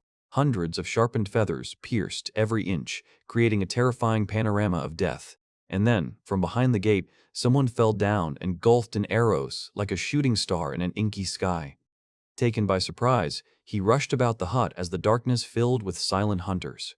But suddenly one of them fell, and a scarlet flash foreshadowed something even more terrible. Blood gushed out in a stream, drenching everything around, and the enemies fell one after another, struck down by an unknown force. An abyss of scarlet chaos opened up above him, where the sounds of battle merged with thunder. His face was distorted with unbearable horror. The world around him shook and threatened to collapse. And then, through the roar of the rain, the sound of steel was heard. A sword slipped from someone's hands and fell to the ground. But this man did not give up. Gathering the last of his courage, he raised his blade, ready to fight. And from the shadows, like a ghost of the night, Tan Wu emerged silently, his sword in his hands, silently promising retribution. Despite his courage, terror gripped him when he saw Tan Wu. But there was no compassion in Tan Wu's eyes, only a crimson determination. A cry of pain and horror tore through the silence of the night, foreshadowing the inevitable. In the blink of an eye, Tan Wu's blade fell, and crimson blood drenched the ground. One by one, the warriors fell prostrate, unable to withstand his fury. The night was filled with the whisper of death, the rain washing away the traces of the carnage. At the entrance to the fortress lay lifeless guards. Their post ended forever. Rows of fallen soldiers littered the courtyard, turning it into a cemetery of honor and despair. A roar of lightning split the sky, illuminating the devastation and the end of an era. Tan Wu, like a shadow, continued his journey through the raging elements. His eyes reflected deep pain, but also an unwavering will to finish. New enemies awaited ahead, unaware of their approaching fate. Through the veil of rain, his scarlet gaze burned, penetrating into the very soul. And again he took off, becoming a blurry shadow in the streams of water. Each of his strikes was swift and deadly, leaving only flame and fear in his wake. Through the fiery whirlwind, the face of the one who led this massacre appeared. Before him stood a commander whose eyes burned with an ominous fire, and death reigned all around. Tan Wu looked up, meeting this challenge that heralded a new, final battle. He had to pass through legions of shadows to reach his goal. And a shadow of a smile flashed across his face, promising a vengeful and final end. But deep in his tormented soul, fragments of memories were kept when the world seemed different. Before the fires burned everything to the ground, leaving only ash and pain. Now, through the veil of rain and darkness, an ancient sanctuary shrouded in mystery towered. The path to it was long and winding, like the thread of fate leading to inevitability. On the threshold, imperturbable and seemingly detached, sat Don Bonsu, waiting. The patterns on his robe, like coiled snakes, hid his predatory nature under a mask of calm. The old man's wrinkled face radiated wisdom, but behind it lurked an abyss. He seemed to be hovering over the abyss, the master of his own destiny, and no one else. And then, amidst the peals of thunder and flashes of lightning, Tong Wu appeared on the path. Raindrops trickled down his hair, but could not wash away the heavy seal from his face. Every step he took was an echo of past suffering, an echo of unspoken pain. Don Bonsu's eye flashed with emerald fire, and a silent question hung in the air. Tong Wu, wrapped in a tattered cloak, stood motionless, his gaze a blade. The old man rose to meet her, like a spider welcoming a victim into its web. Not a single sound came from Tong Wu's lips, only his breathing, heavy and intermittent. A sinister grin distorted Don Bonsu's face, his gaze piercing to the very depths. And then something inside Tong Wu snapped, unleashing a mad, primal scream of rage. Don Bonsu only pressed his lips tighter, anticipating the inevitable. A moment later, the old man recoiled, covering his face with his hand, as if trying to protect himself from the unbearable sight. And before him stood the darkness itself, taking the form of vengeance, with eyes blazing with icy fire. But Don Bonsu didn't flinch. His hand reached for his scabbard, and now the steel bursts out from its hiding place, illuminating the darkness with an ominous blue light. Don Bonsu's mad grin, his gaze burning with madness, foreshadowed only one thing: a furious attack. The next moment, the old man soared into the air, pointing his blade straight at Tong Wu. But what Tong Wu saw was not an old man, but a terrifying creature of darkness, pulsating with blood-red fire. It was not just a battle of bodies, but a clash of two worlds, two furies that tore the night apart. Time slowed down, turning into raindrops hanging over the mirror-like surface. And then, an explosion, a clash of forces that shook reality itself. A red trail of pain pierced Tong Wu, leaving an imprint of inhuman suffering on his face. But Don Bonsu only gripped his sword tighter, his eyes shining with cold, implacable determination. The old man's blade cut through the air, each attack a blade of pure, concentrated light. The two silhouettes merged into a single deadly dance, their blades singing a terrible song. With each blow, Tong Wu felt his strength drain away and blood stain his clothes. But even wounded, he did not give up. His will was stronger than steel. Don Bonsu, however, seemed to only grow stronger from the battle, his gaze burning with ancient power. The deadly dance continued, the blades finding each other again and again. Tong Wu, his eyes glowing red, responded to blow for blow, his own blade stained red. Every swing, every cut is a spark of life torn from bodies. Another blow, and blood gushed out, blurring the vision. Their duel was fury given form, a crimson symphony of death. But for Tan Wu, this was only the beginning. He collapsed, bleeding, his world darkening. Every wound is a reminder, every breath is pain, but his spirit is not broken. Don Bonsu, the triumphant demon, enjoyed the torment, anticipating the end. And again, the blade whistled through the air, bringing merciless death in its wake. His attacks were swift, merciless, like a storm tearing apart the skies. Tanu Wu responded, but every movement was difficult, his strength fading. The deadly blade approached inexorably, threatening to cut the thread of life. There was a fire burning in his eyes, desperate but not dying down despite everything. The body screamed in pain, but the will to win only grew stronger, turning agony into steel. He continued to retreat, every step a pain, but his gaze was unwavering, blow after blow, a merciless series that tore at flesh and tormented hope. But Don Bonsu was simply reveling in the spectacle, his face distorted by a mad grin. With the last of his strength, Tong Wu parried the attack, his blade ringing with tension. A snake's pupil flashed in his wild eyes, full of predatory pleasure. And at that moment, when everything seemed lost, Tan Wu found a new resource within himself. Blood clouded his vision, but he saw the goal, pushing the limits of human capabilities. His body became a weapon, every muscle resisting the inevitability. And again, the blade plunged in, leaving jagged wounds, but no longer breaking his will. Don Bonsu looked on with cold triumph, confident of his victory. But Tan Wu only gritted his teeth, refusing to fall, refusing to give in. His eyes flashed with a menacing light, foreshadowing the inevitable. And at that very moment, Tong Wu was thrown back by a powerful blow, pierced by dark chains. The world swam before my eyes, and my wounded arm burned with hellish, unbearable pain. His face was covered in blood, but through the haze of agony, a fierce, furious determination was evident. Don Bonsu's serpentine energy began to coil around, threatening to engulf space itself. He clenched his jaw, refusing to give up even the slightest bit of his will. A giant, sky-blue serpent, glowing with an ominous, otherworldly light, burst out of the darkness. His deadly scales wrapped around Tana Wu, as if dooming her to inevitable defeat. But the hero only stepped heavily on the wet stones, his step firm and unwavering. Don Bonsu seemed to merge with this creature of power, his appearance distorted beyond recognition. Cold rainwater washed over Tan Wu, washing away the blood but not his unyielding resolve. The old man laughed madly, his triumph sounding like a final, merciless sentence. His body was changing, his skin was roughening, and his ribs were bending under the pressure of powerful, ancient magic. Now he appeared before him as a true demon, with his wings spread and his eyes burning with an evil fire. Tang Wu finally drew his sword, its blade glowing with a blue, ghostly light. Don Bonsu's serpentine body stretched out over a vast distance, overwhelming everything with its colossal grandeur. But Tan Wu looked down at the enemy, as if he himself was challenging him to a decisive, mortal battle.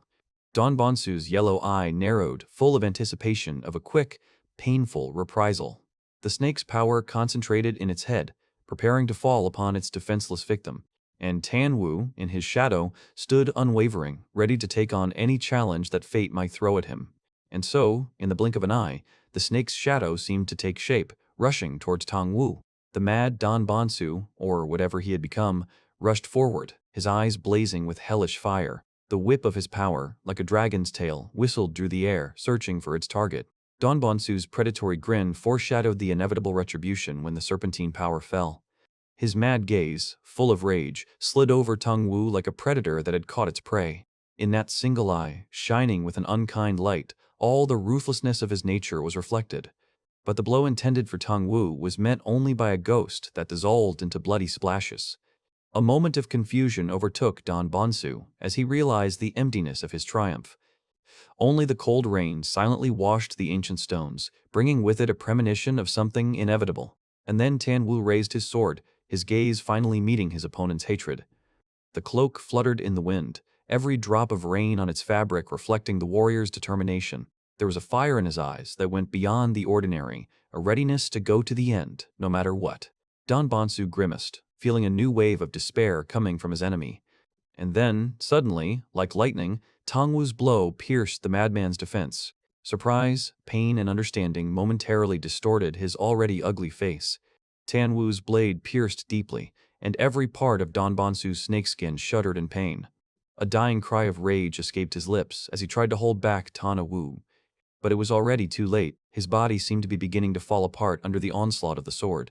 The serpentine form, once so powerful, was now crumbling into the abyss of his defeat. Tang Wu's fatal blow brought the battle to its logical conclusion, cutting through the last breath of evil. Tan Wu's sword sank deep, piercing the very core of the corrupted creature. His eyes reflected determination, the flame of which only grew stronger with each blow. Don Bonsu's face distorted into a silent scream, and the phantoms surrounding him began to melt into thin air. A flash of power tore through space, scattering the remnants of his sinister magic. The scales and shadow of the once terrifying form scattered into nothingness like dust in the wind. The rain washed the blood from the conquered land when Don Bonsu collapsed, losing his last strength. A hoarse cough shook his body, and scarlet liquid oozed from the wound, mixing with the rainwater.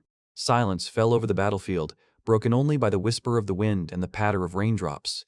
The echo of recent cruelty was present among the fallen bodies washed by the downpour. But even on the brink of oblivion, a mad flame flared in his eyes, and his teeth bared in a furious grin.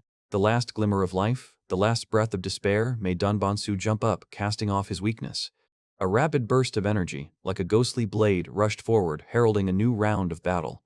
He returned to the fight, his chainsword glowing with eerie energy in an attempt to break through the defense.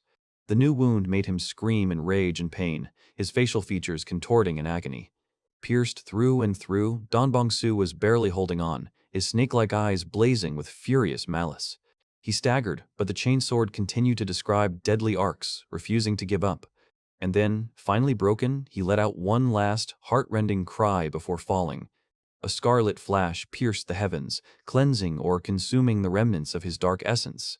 Under this light, the true form, the primordial monster contained within, was revealed.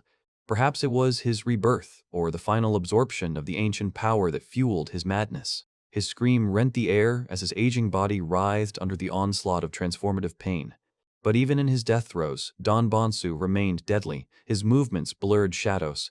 A monstrous roar erupted from his throat, and the madness in his eyes promised only destruction. A mysterious force crashed down on him, exploding in blue sparks, but only rousing the beast within. Blood streamed down his face, but in his single burning eye there was only ruthless determination. And so, a bloody hand stretched out, calling for help or perhaps summoning the ghosts of the past. His body writhed, imbued with the same ominous power that filled everything around him. But at that moment, like a clap of thunder, a blow fell, and Tang Wu's blade pierced his flesh. It seemed like this was the end, because the sword pierced straight into the heart of the ancient monster. With the rain washing over the battlefield, Dong Bongsu collapsed, bleeding, with Tang Wu standing over him. A scarlet stream gushed from his wound, as if life itself was leaving his body. But even on the threshold of death, only a furious curse escaped his lips. He clutched the wound, his gaze, though clouded by pain, still blazing with uncontrollable hatred. The old man realized the true extent of the destruction caused by Tang Wu. Why did you do this?" whispered Don Bonsu, looking at the shadow of his executioner. And in response there was only a cold-blooded question, "Do you need a reason?" Don Bonsu's eyes seemed to reflect all the darkness of the world, all its senseless cruelty. "People have always killed each other," came the reply, the words echoing in the crimson haze. "No matter how many centuries pass, human nature will remain unchanged.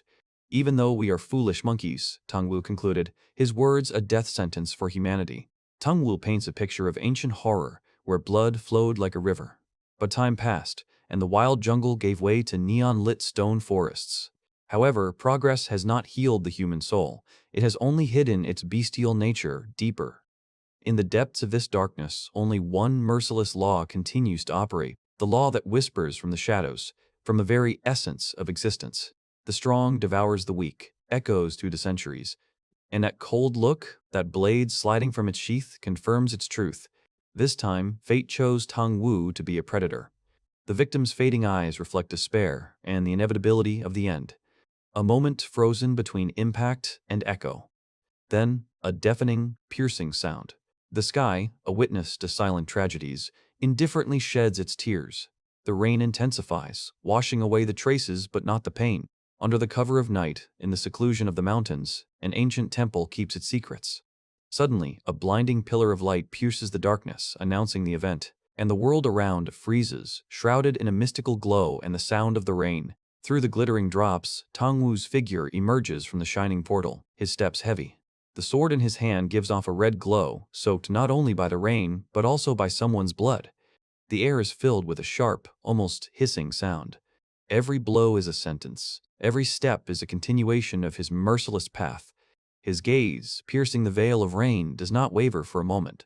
But there are also those who feed on this darkness, whose eyes burn with a mad fire. Thunderclouds are gathering over the world, foreshadowing a storm. Lightning pierces the skies, splitting mountains with its furious light. The downpour falls on the wind-eaten peaks, washing away traces of the past.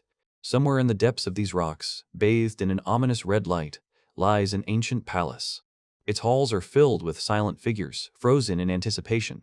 Each of them, bowing, gives his will to the invisible ruler.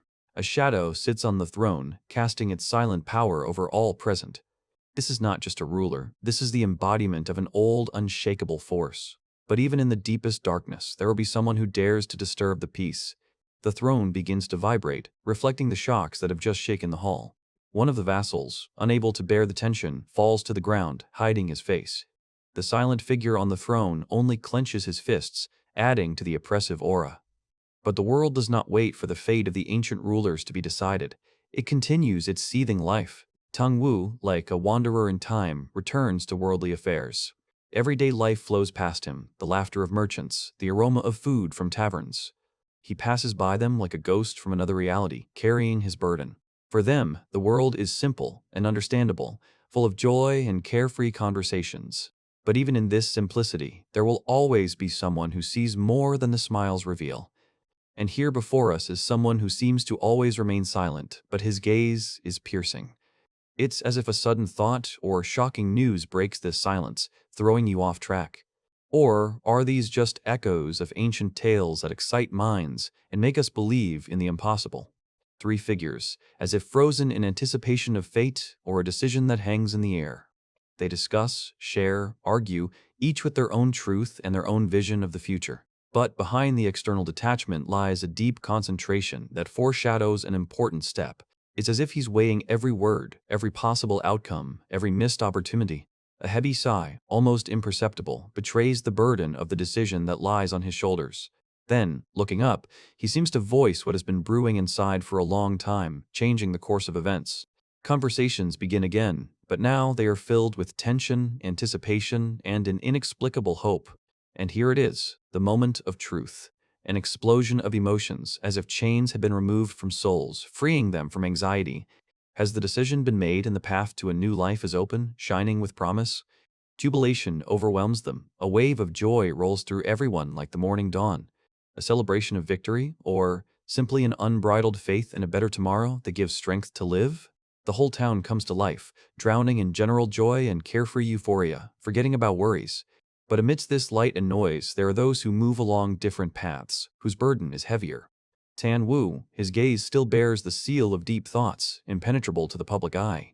When the shadows thicken over the world, and the moon takes up its post, illuminating the path for the lonely, his path leads to lonely walls that keep their secrets until dawn, hidden from view. In the scarlet reflections of his eyes, only determination burns, foreshadowing the trials and achievements to come. Behind these ancient gates lies what calls him, what made him come. And then the doors swung open, letting in a faint light that outlined the silhouette of Tong Wu and his faithful horse. Deep in the stalls, where the air was thick with the smell of hay and anticipation, two people were already waiting for him. The gaze of one of them, a man with a hard face, sharp and assessing, turned towards the newcomer.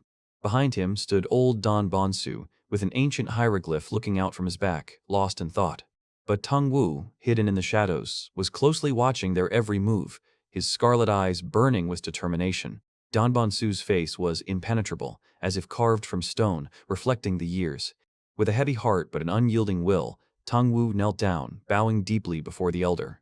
Don Bonsu seemed to pay no attention to the bow, but merely gently stroked the horse's mane. Tong Wu remained motionless, his posture expressing submission, but the inner fire did not fade. Looking up, he was met with reality again, his eyes like hot coals searching for answers. And suddenly, an invisible whirlwind swirled around Don Bonsu's feet, foreshadowing the changes to come. The wise elder Don Bonsu finally spoke, his voice, low and hoarse, filling the space. The hard-faced man replied, his features reflecting tension and deep concentration. Don Bonsu merely closed his eyelids, as if listening to something inaccessible to ordinary mortals.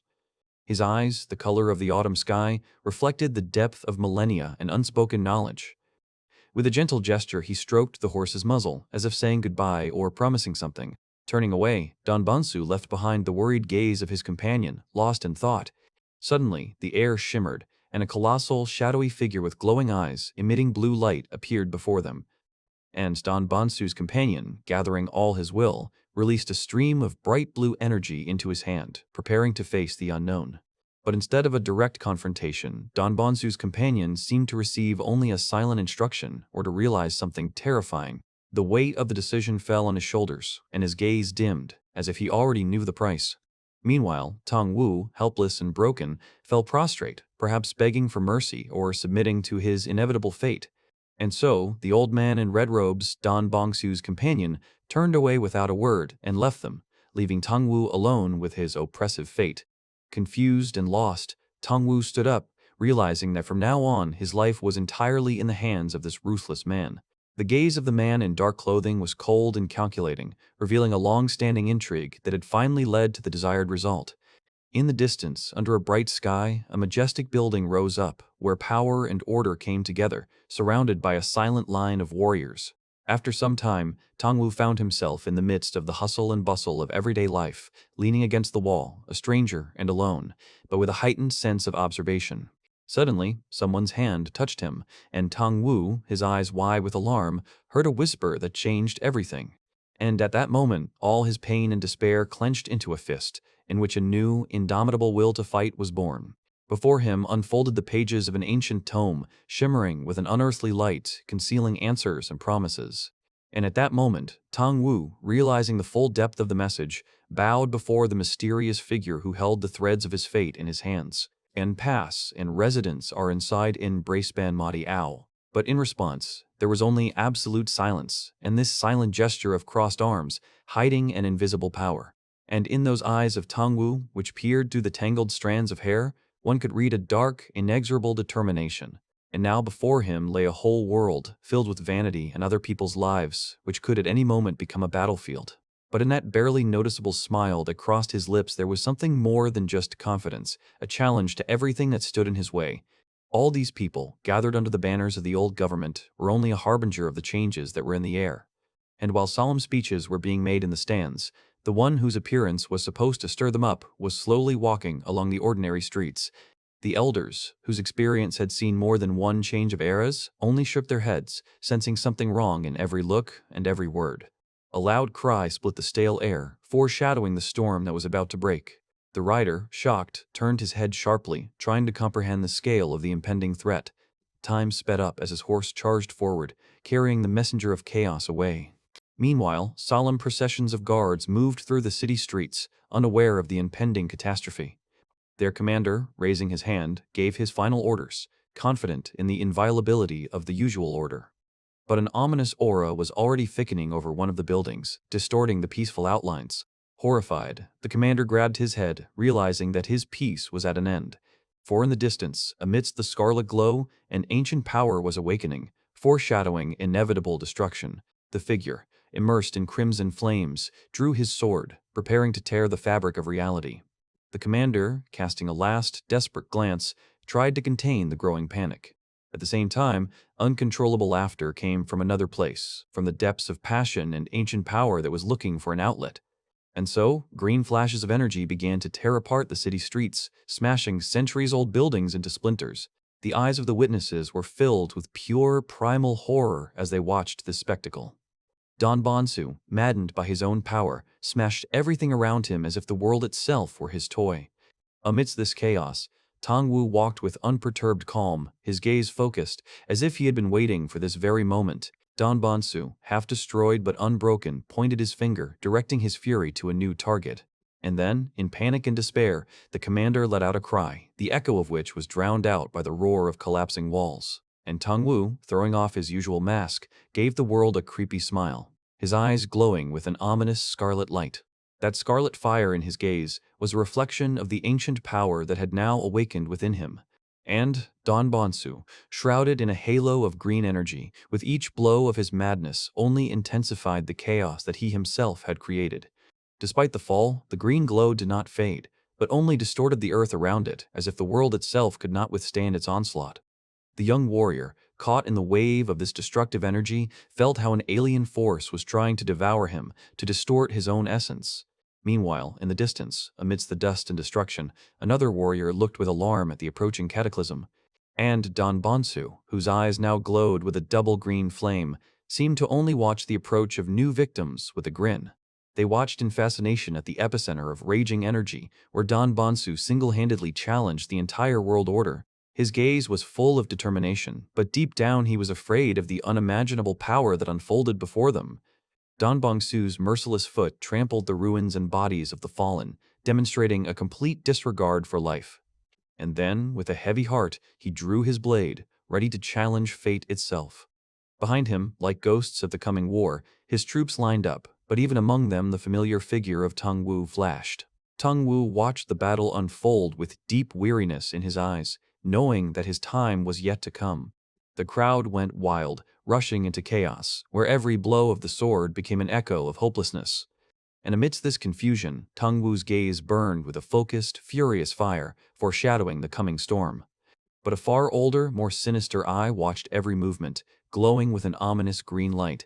A primal horror erupted from the darkness, a snarling, enormous beast, the embodiment of pure, unstoppable rage. His gigantic paws fell to the ground, and the people around him seemed like nothing more than insignificant ants under the giant's heel. Don Bonsu, meanwhile, scratched his ear with a disdainful grin, as if everything that was happening was just a boring performance. He raised his finger and a small sigh escaped his lips. Ew, but behind it was a power that could crush mountains. The warriors' faces reflected unimaginable horror. Their screams were drowned out by the roar of impending death. Once again, his emerald gaze, filled with ancient magic, slid across the battlefield, and the air around was filled with the anticipation of madness. A malicious laugh escaped Don Bonsu's lips as he unleashed his will upon the trembling earth, relishing every moment of chaos. It was a sound born from the depths of a mad soul, shaking the very fabric of reality. In response to this fury, Tong Wu, his eyes blazing with determination, swung his blade, preparing to meet the wave of destruction. But for ordinary warriors like this one, every breath became a final cry of despair. Invisible blows, clots of green magic, pierced the formation, leaving only chaos in their wake. The army crumbled under this onslaught. The soldiers fell without even having time to understand what had hit them.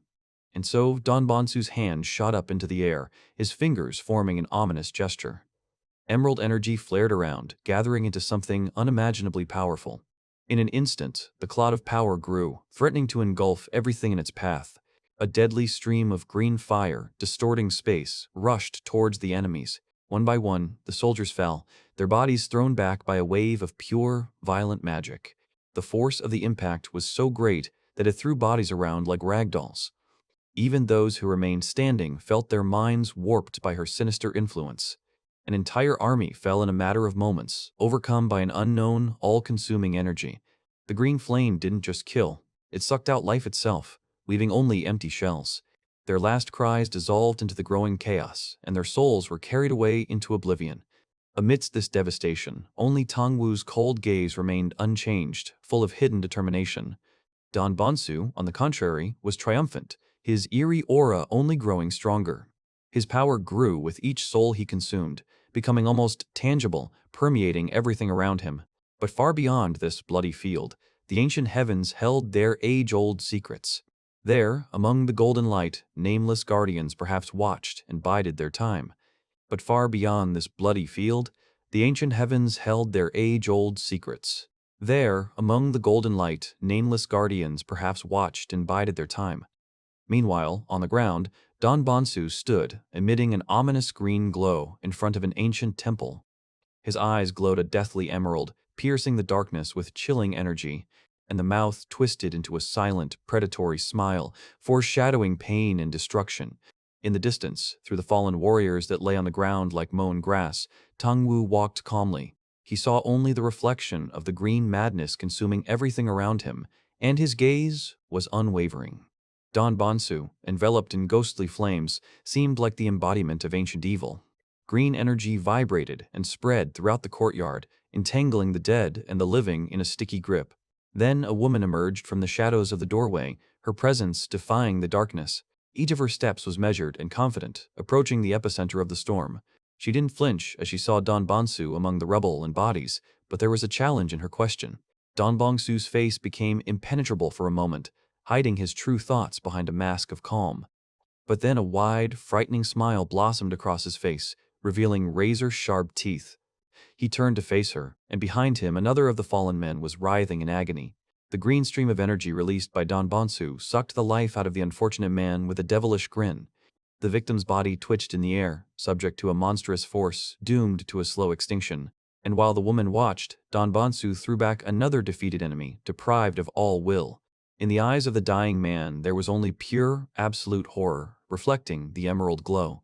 And Don Bonsu, narrowing his glowing eyes, exhaled with disdain and gathered a spark of power in his palm. He gasped in agony, his eyes wide, reflecting the same emerald glow that now swirled around his body. And not only him, the entire square was strewn with bodies, each of which was convulsing under the power of monstrous energy. Don Bonsu seemed to have absorbed the very life force of the place, concentrating it into a pulsating ball of pure power. A grin played on his face, full of ancient, predatory satisfaction, foreshadowing imminent destruction. In the depths of his emerald eye, a whirlwind swirled, a harbinger of disaster ready to break out. At that very moment, like an echo of forgotten prophecies, a silhouette appeared on the horizon, leading an entire army. Tong Wu, with his gaze downcast, seemed to feel the weight of the entire world on his shoulders, but his tread remained firm. The air around him trembled, filling with residual energy, pulsating and alive, an echo of the catastrophe that had occurred. But what was this? The same emerald fire flashed in Tang Wu's eyes, which had been so determined just a second ago. Like a ghost, this energy disappeared, leaving behind only a dim reflection of something ancient and awakened. Meanwhile, Don Bonsu, accompanied by a mysterious companion, walked leisurely across the field of his triumphant massacre. The soldiers, who had recently been full of life, now lay prostrate, broken not only by force but also by boundless horror. Hidden behind a curtain of dark hair, Tang Wu felt something inexplicable brewing within him. And this darkness, enveloping his silhouette, seemed about to burst out, illuminating his eyes with a bloody flame. Every step Don Bonsu took on this land was the step of a conqueror, firm and inexorable. Finally, the views of two worlds collided: youth and antiquity, despair and unshakable power. Don Bonsu pointed at Tang Wu with an air of authority and spoke words that could break anyone. But Tang Wu only listened attentively, his eyes widening as a sudden realization dawned in his soul. Don Bonsu's gaze, once emerald, was now as deep as an abyss that held thousands of years of forgotten secrets. And at that moment, looking at the old man, Tang Wu realized that his own fate was forever intertwined with this ancient evil. Don Bonsu pointed his finger like a predator, and every word the old man said sounded like a verdict that could not be appealed. An emerald flame flared in his eyes, blazing with a new, frightening force. The tip of his finger glowed an ominous green light, charged with pure, concentrated energy. Tang Wu's pupil narrowed to a tiny dot, trying to contain the full horror of the approaching nightmare. A spiral swirled within Don Bonsu's eye, drawing in light and reason, revealing the true nature of his power. One half of his face was plunged into shadow, while the other, illuminated by a mad emerald fire, was distorted into a beastly grimace. For a moment, the old man was distracted, glancing at the silently watching warriors, as if wanting them to witness his power. But his attention quickly returned to Tang Wu, and there was something ancient and merciless in that gaze. A golden vortex pulsed deep within his pupil, heralding imminent change. Tang Wu's eyes widened, reflecting the growing realization that he was facing something inexplicable. The darkness around them danced, and from that darkness, two flaming green eyes looked at Tang Wu. The next moment he found himself on a giant, wrinkled hand, like a puppet in the clutches of an unknown force. From below, through a veil of emerald radiance, Tang Wu looked up at his tormentor, trying to understand what was happening. His eyes reflected a silent scream, unable to escape as the world around him swam. The ground shook beneath their feet, and the very space around Tang Wu and Don Bonsu distorted. A red haze clouded Tang Wu's vision, distorting reality into a crimson, pulsating chaos. The only thing that remained unchanged was the emerald fire in Don Bonsu's eye, bright and all-consuming. And then, the old man's hand grabbed Tang Wu with lightning speed, emitting an ominous green glow. Don Bonsu's fingers dug into the flesh, and dark, writhing tendrils of energy enveloped the youth, sucking the very life out of him. A mad, triumphant smile blossomed on Don Bonsu's face as his power completely consumed Tang Wu. On that day, Tang Wu did not yet know that his fate was already woven with the threads of an alien, sinister force. Don Bonsu, always hungry for more, found a new pawn in his game, an influential dignitary. Their meeting in the city center was a harbinger of disaster hidden behind polite smiles. The old man's sarcasm contrasted with the growing horror visible in the dignitary's eyes. Don Bonsu was pondering his strategy, every step of which led to irreversible consequences. The decision was made, and it was hard, causing me to shudder internally. The dignitary tried to resist, but Don Bonsu's words, like chains, bound his will. Despair overcame him when he realized that there was no way out. For behind Don Bonsu's words stood a true, bottomless darkness that could swallow everything. He was broken, his spirit collapsed under the weight of inhuman pressure. Don Bonsu was triumphant, knowing that his plan had worked and the way to Tang Wu was now open. A creepy smile of a predator anticipating its prey played on his face. Now Tang Wu found himself between a rock and a hard place, his fate hanging on the deal. The dignitary was tormented, realizing what a terrible price he had to pay. His desperate cry was a plea addressed to the young man, but it was too late. There was a humble sorrow in Tang Wu's eyes. He knew that his hour was near. The sinister Don Bonsu no longer hid his true intentions, his eyes blazing with madness. Under the cover of the cold moon, night was falling, bringing with it the inevitable. The city froze in anticipation, and the shadows lengthened, like harbingers of impending tragedy.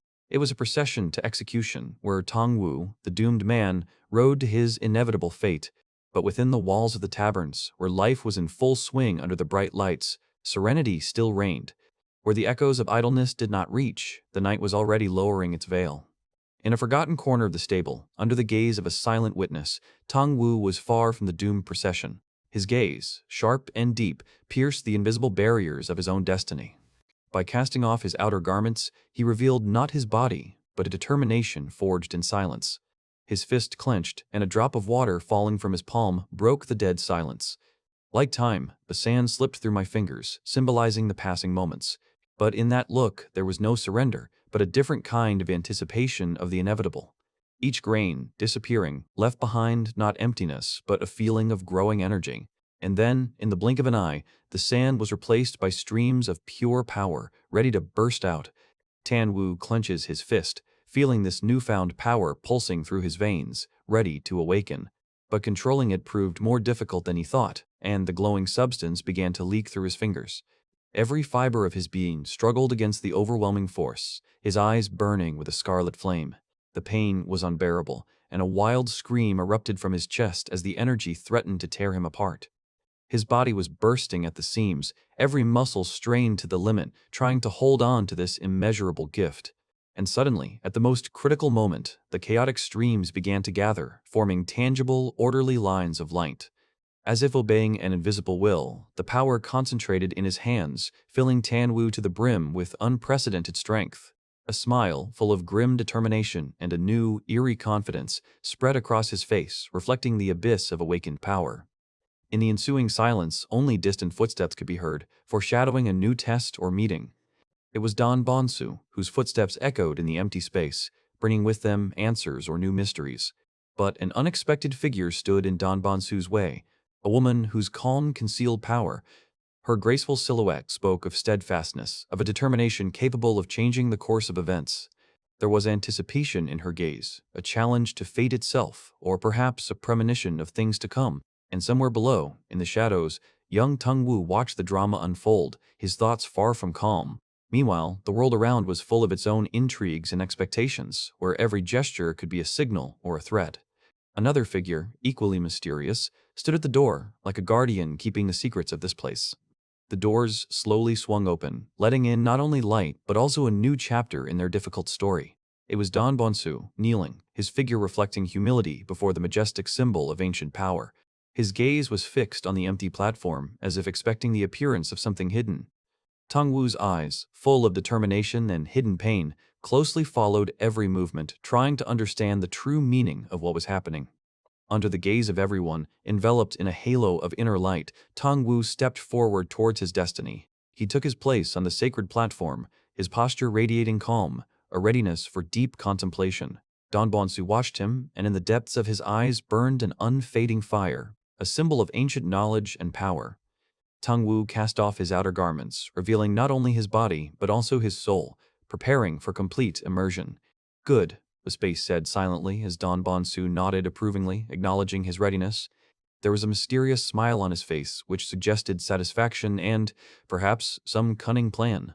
And so, an ancient relic, adorned with the symbols of the dragon and phoenix, was unveiled, heralding great changes.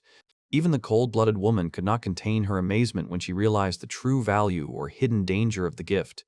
The treasure gently landed on the soft bed, and the air around it was filled with invisible energy. Now they sat opposite each other, united by a common goal and a mysterious object, awaiting the dawn of a new era. Don Bonsu spoke, his voice deep, like an echo of ancient secrets. Tong Wu's eyes widened as he listened to every word, reflecting the tension of the moment. Outside the window, the full moon gazed indifferently at the world, illuminating the branches of the persimmon tree. Under the cover of night, ancient buildings silently kept their secrets, shrouded in fog. But inside, in the silence, a emaciated, ghostly image with a black abyss instead of a face appeared before them. Don Bonsu's hand slowly slid over the carved ornament, as if touching the essence of the universe. And then the ghostly figure burst into a blinding golden light, revealing a shining essence.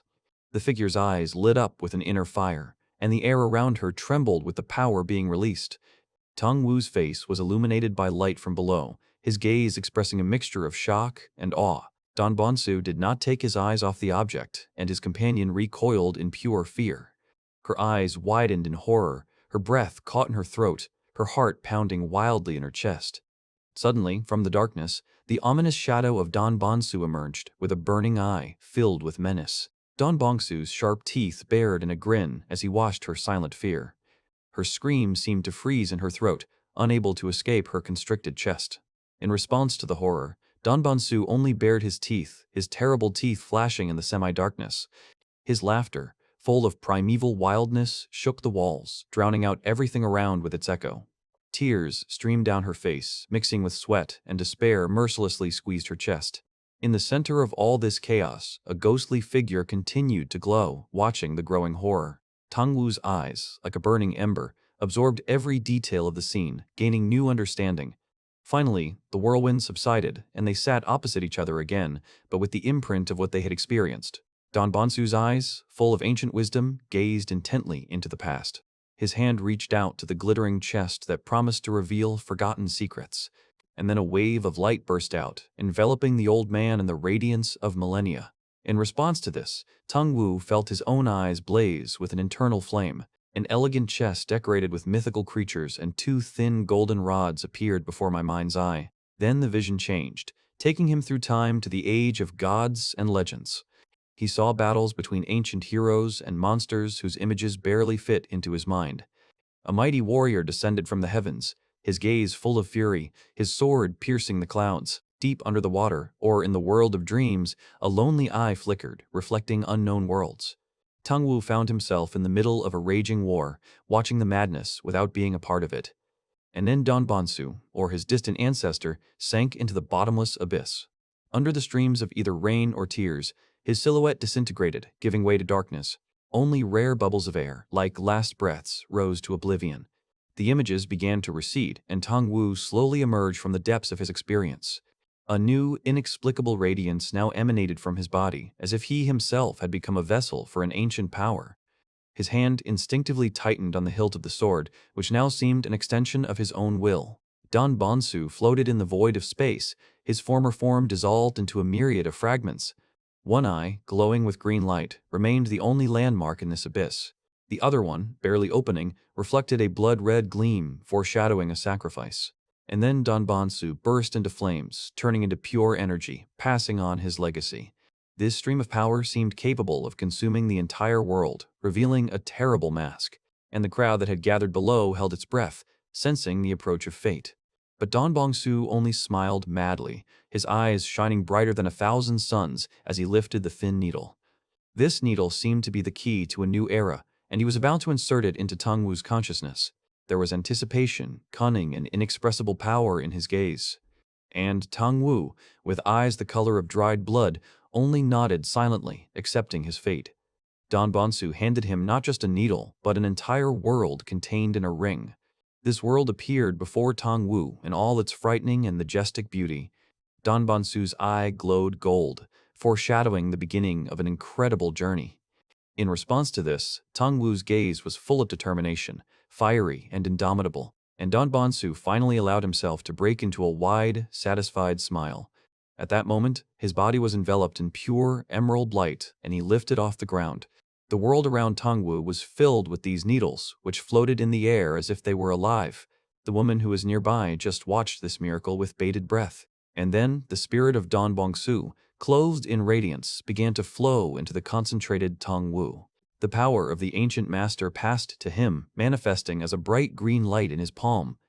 The two needles, which were not just weapons but vessels of power, shone brighter. Now they circled around Tang Wu, obeying his new, awakened will.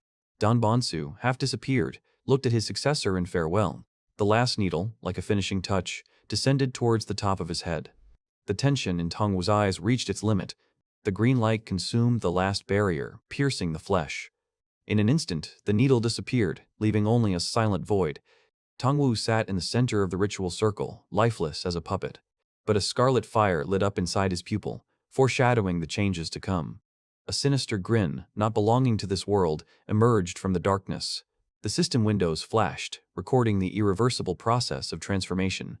Tang Wu's body arched in excruciating agony as he absorbed the new power. A crimson light pierced his flesh, symbolizing the birth of something else.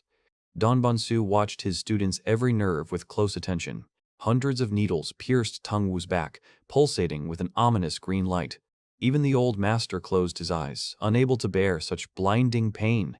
Lightning bolts ran through Tang Wu's body like lightning splitting the sky. Don Bonsu's single eye reflected not fear, but greedy interest. He extended his hand, and a small artifact materialized from the ether. Then, with a barely perceptible rustle, he opened the chest, full of scurrying insects. Among them, like a living nightmare, a giant centipede wriggled. Don Bonsu, invisible but all-powerful, acted with the utmost caution. He caught the monster with a golden needle, taming it with ancient art. And, with a smile full of madness, he directed the centipede towards Tang Wu's exhausted body. The golden needle pulled the centipede from the depths of his ear, like a thread pulled from a living canvas. Don Bonsu's eyes glowed with a mad green fire, absorbing every moment of this sophisticated torture. In the center of this dark vortex, the tormented Tang Wu tried to maintain a fragile balance between life and complete oblivion. Each needle that pierced his flesh pulsed with an ominous green light, filling his body with searing pain. Hundreds of sharp stings covered his body, leaving only hope for a speedy recovery. The night passed, taking with it nightmares, and dawn lit up the sky, promising a new, even more difficult day. The sun's rays timidly penetrated the room where groans had recently been heard. Now there was only silence. Don Bonsu stood by the window, bathed in the morning light, his thoughts as dark as before. And again, his voice, low and hoarse, broke the morning silence, calling out to Tang Wu. Every muscle on Tang Wu's back was tense, telling a story of endured suffering. The old man turned around, the same sinister smile playing on his lips as always, foreshadowing new trials. Tang Wu lowered his head. His face was covered in sweat, but there was still a trace of fortitude in his spirit. He looked at his student, knowing that even after everything he had been through, Tang Wu was not broken. There was a storm lurking deep in his eyes, ready to burst forth, but for now, he only waited. At that moment, through the pain and fatigue, echoes of forgotten memories and new determinations broke through.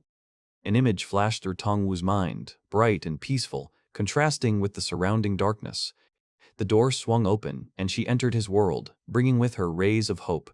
Now they stood side by side, two lonely warriors, linked by invisible threads of fate. Under the golden sunset sky, Tang Wu set out on his path, his steps firm and his gaze fixed ahead. The horizon beckoned to him, promising not only trials, but also the truth he had been searching for so long. From the very void, like a ghost of power, an azure light awoke. In its center, something ancient, alien, pulsating with malice, appeared, writhing. And then the world exploded, stained with blood, while the youth with burning eyes brought down this wrath. His grin was bestial, reflecting a primal thirst for destruction. A powerful blow threw the figure aside, streaking the space with bloody splashes. He dissolved in a whirlwind of speed, his silhouette merging with the crimson sunset, leaving only the trembling air. High in the sky, among fiery clouds, he fell like a broken thread of fate. But time rushed forward, and the day gave way to deep night when the moon ascended its throne. Under her silent gaze, the majestic castle on the rock shone with myriad lights, keeping its secrets. A lonely balcony looked out onto the night, illuminated by the ghostly glow of the heavenly body. Within, in the peace and luxury, darker deeds lurked, waiting to happen. Somewhere within these walls, under the cover of darkness, a scene of brutal enslavement was played out. A groan of pain escaped from the chest as someone's will was broken and their body was tormented. Fingers desperately clung to the sheets, trying to hold on to the fleeting moments of sanity. The pink-haired woman lay withered with agony, her face contorted in a silent scream. In her eyes, full of tears and sweat, there was a horror that could not find an outlet. And, at that very moment, like a punishment from heaven, Tang Wu fell into the darkness. His gaze, piercing and relentless, promised an end to this nightmare as the sword gleamed in his hand. He fell into the abyss where evil had taken root, preparing for the inevitable battle. And then, on the eve of the inevitable retribution, the woman looked up, seeing the terrifying face of Don Bonsu. Her scream broke the silence, foreshadowing pain and despair. Don Bonsu struck with fury, and blood splattered on the walls. The woman's body flew back like a doll thrown by a monstrous force. She fell, trying to reach something, someone, as the figure in the shadows approached. The whole tragedy of this moment, her last moment of hope, was reflected in her eyes. But even through the horror, a spark of resistance flared up within her. And, gathering the last of her strength, she called out to the approaching warrior. Her gaze, full of desperate pleading and at the same time commanding, was directed at him. Tong Wu, hidden behind his mask, only tightened his grip on the hilt of his blade, his eyes shining with determination. Like a dark whirlwind, Tong Wu rushed forward, leaving behind only a premonition of the imminent battle. And at that moment the room itself was filled with dazzling energy, preparing to become an arena. The woman extended her hand, and a pink glow emanated from her palm. Her power seemed to awaken an ancient artifact sleeping on the wall. The sword that once belonged to her came to life in her hands, filling with light. Their energies merged together, creating a powerful barrier or attack directed at the enemy. The same fire burned in their eyes, the fire of revenge and protection. A weak but confident smile flickered across her lips, and Tan Wu's gaze pierced the darkness, promising no mercy. Then Tong Wu released a bolt of pure energy, and his sword shot out, flying towards her. The blade arced through the air as Tong Wu jumped back, preparing for another strike. But Don Bonsu, only smiling, met the attack with a wall of dark energy. His powers burst forth, intertwining with the crimson glow of Tong Wu's blade in a furious whirlwind. The sudden blow sent Tong Wu flying backwards, breaking through his defense. Don Bongsu's dark essence seemed invulnerable, thickening around him like an impenetrable veil. The sinister gleam in his eyes betrayed his enjoyment of the battle, the anticipation of victory. Again and again, waves of darkness crashed onto the tip of Tong Wu's attack, dispersing it. The space around him was distorted by the onslaught of his terrible power, drawing everything into impenetrable darkness. Tong Wu found himself trapped, enveloped in a black haze that tried to swallow him whole. Every fiber of his being fought against the suffocating darkness, but it only grew stronger. And then, a powerful impulse threw the young swordsman away, tearing him from the deadly embrace. He landed hard, but rose, covered in blood, gritting his teeth in pain and determination. This spectacle was observed by a certain old man, whose figure radiated calm, perhaps concealing deep anxiety. His gaze was directed somewhere into the distance, as if he saw something more than just a fight. Don Bonsu, on the contrary, burst into wild laughter, looking down at his defeated enemy. As if playing, he sat down on the throne, completely unperturbed, despite the drops of blood that stained his clothes. His grin was full of superiority and cruelty, as if Tong Wu was just another toy. The other warrior, with a bandage on his face, only watched this scene sullenly, his thoughts remaining a secret. Don Bongsu's face was distorted in an eerie shadow, only his mad eyes glowed in the semi-darkness. And his fingers, clutching the armrest of the throne, betrayed only an impatient, ominous anticipation. Finally, he broke into a mad grin again, his eyes flashing with true, undisguised madness. A viscous silence enveloped the throne room, where time stood still and ominous shadows were already writhing on the floor. Don Bonsu, wounded and bleeding, only leaned back on the throne, trying to contain the approaching agony. But even in this weakness, his eye contained a spark of indomitable will, refusing to go out. And suddenly, breaking through the pain, a wild, desperate cry burst from his chest, echoing throughout the hall. The very air around him seemed to compress, crackling under the pressure of frantic energy. The enemy stood motionless, like a statue, his face impassive. Don Bonsu slammed his bloody palm down on the armrest, each blow making a dull thud. Pain shot through him, but only made him clench his fingers, not allowing him to retreat. And then, a barely noticeable movement, like a spark, ignited in his soul, awakening a hidden power. The man opposite him slowly looked up, realizing that there was something more behind this weakness. Don Bonsu's eyes showed not just exhaustion, but a deep, almost mortal weariness, mixed with fierce determination.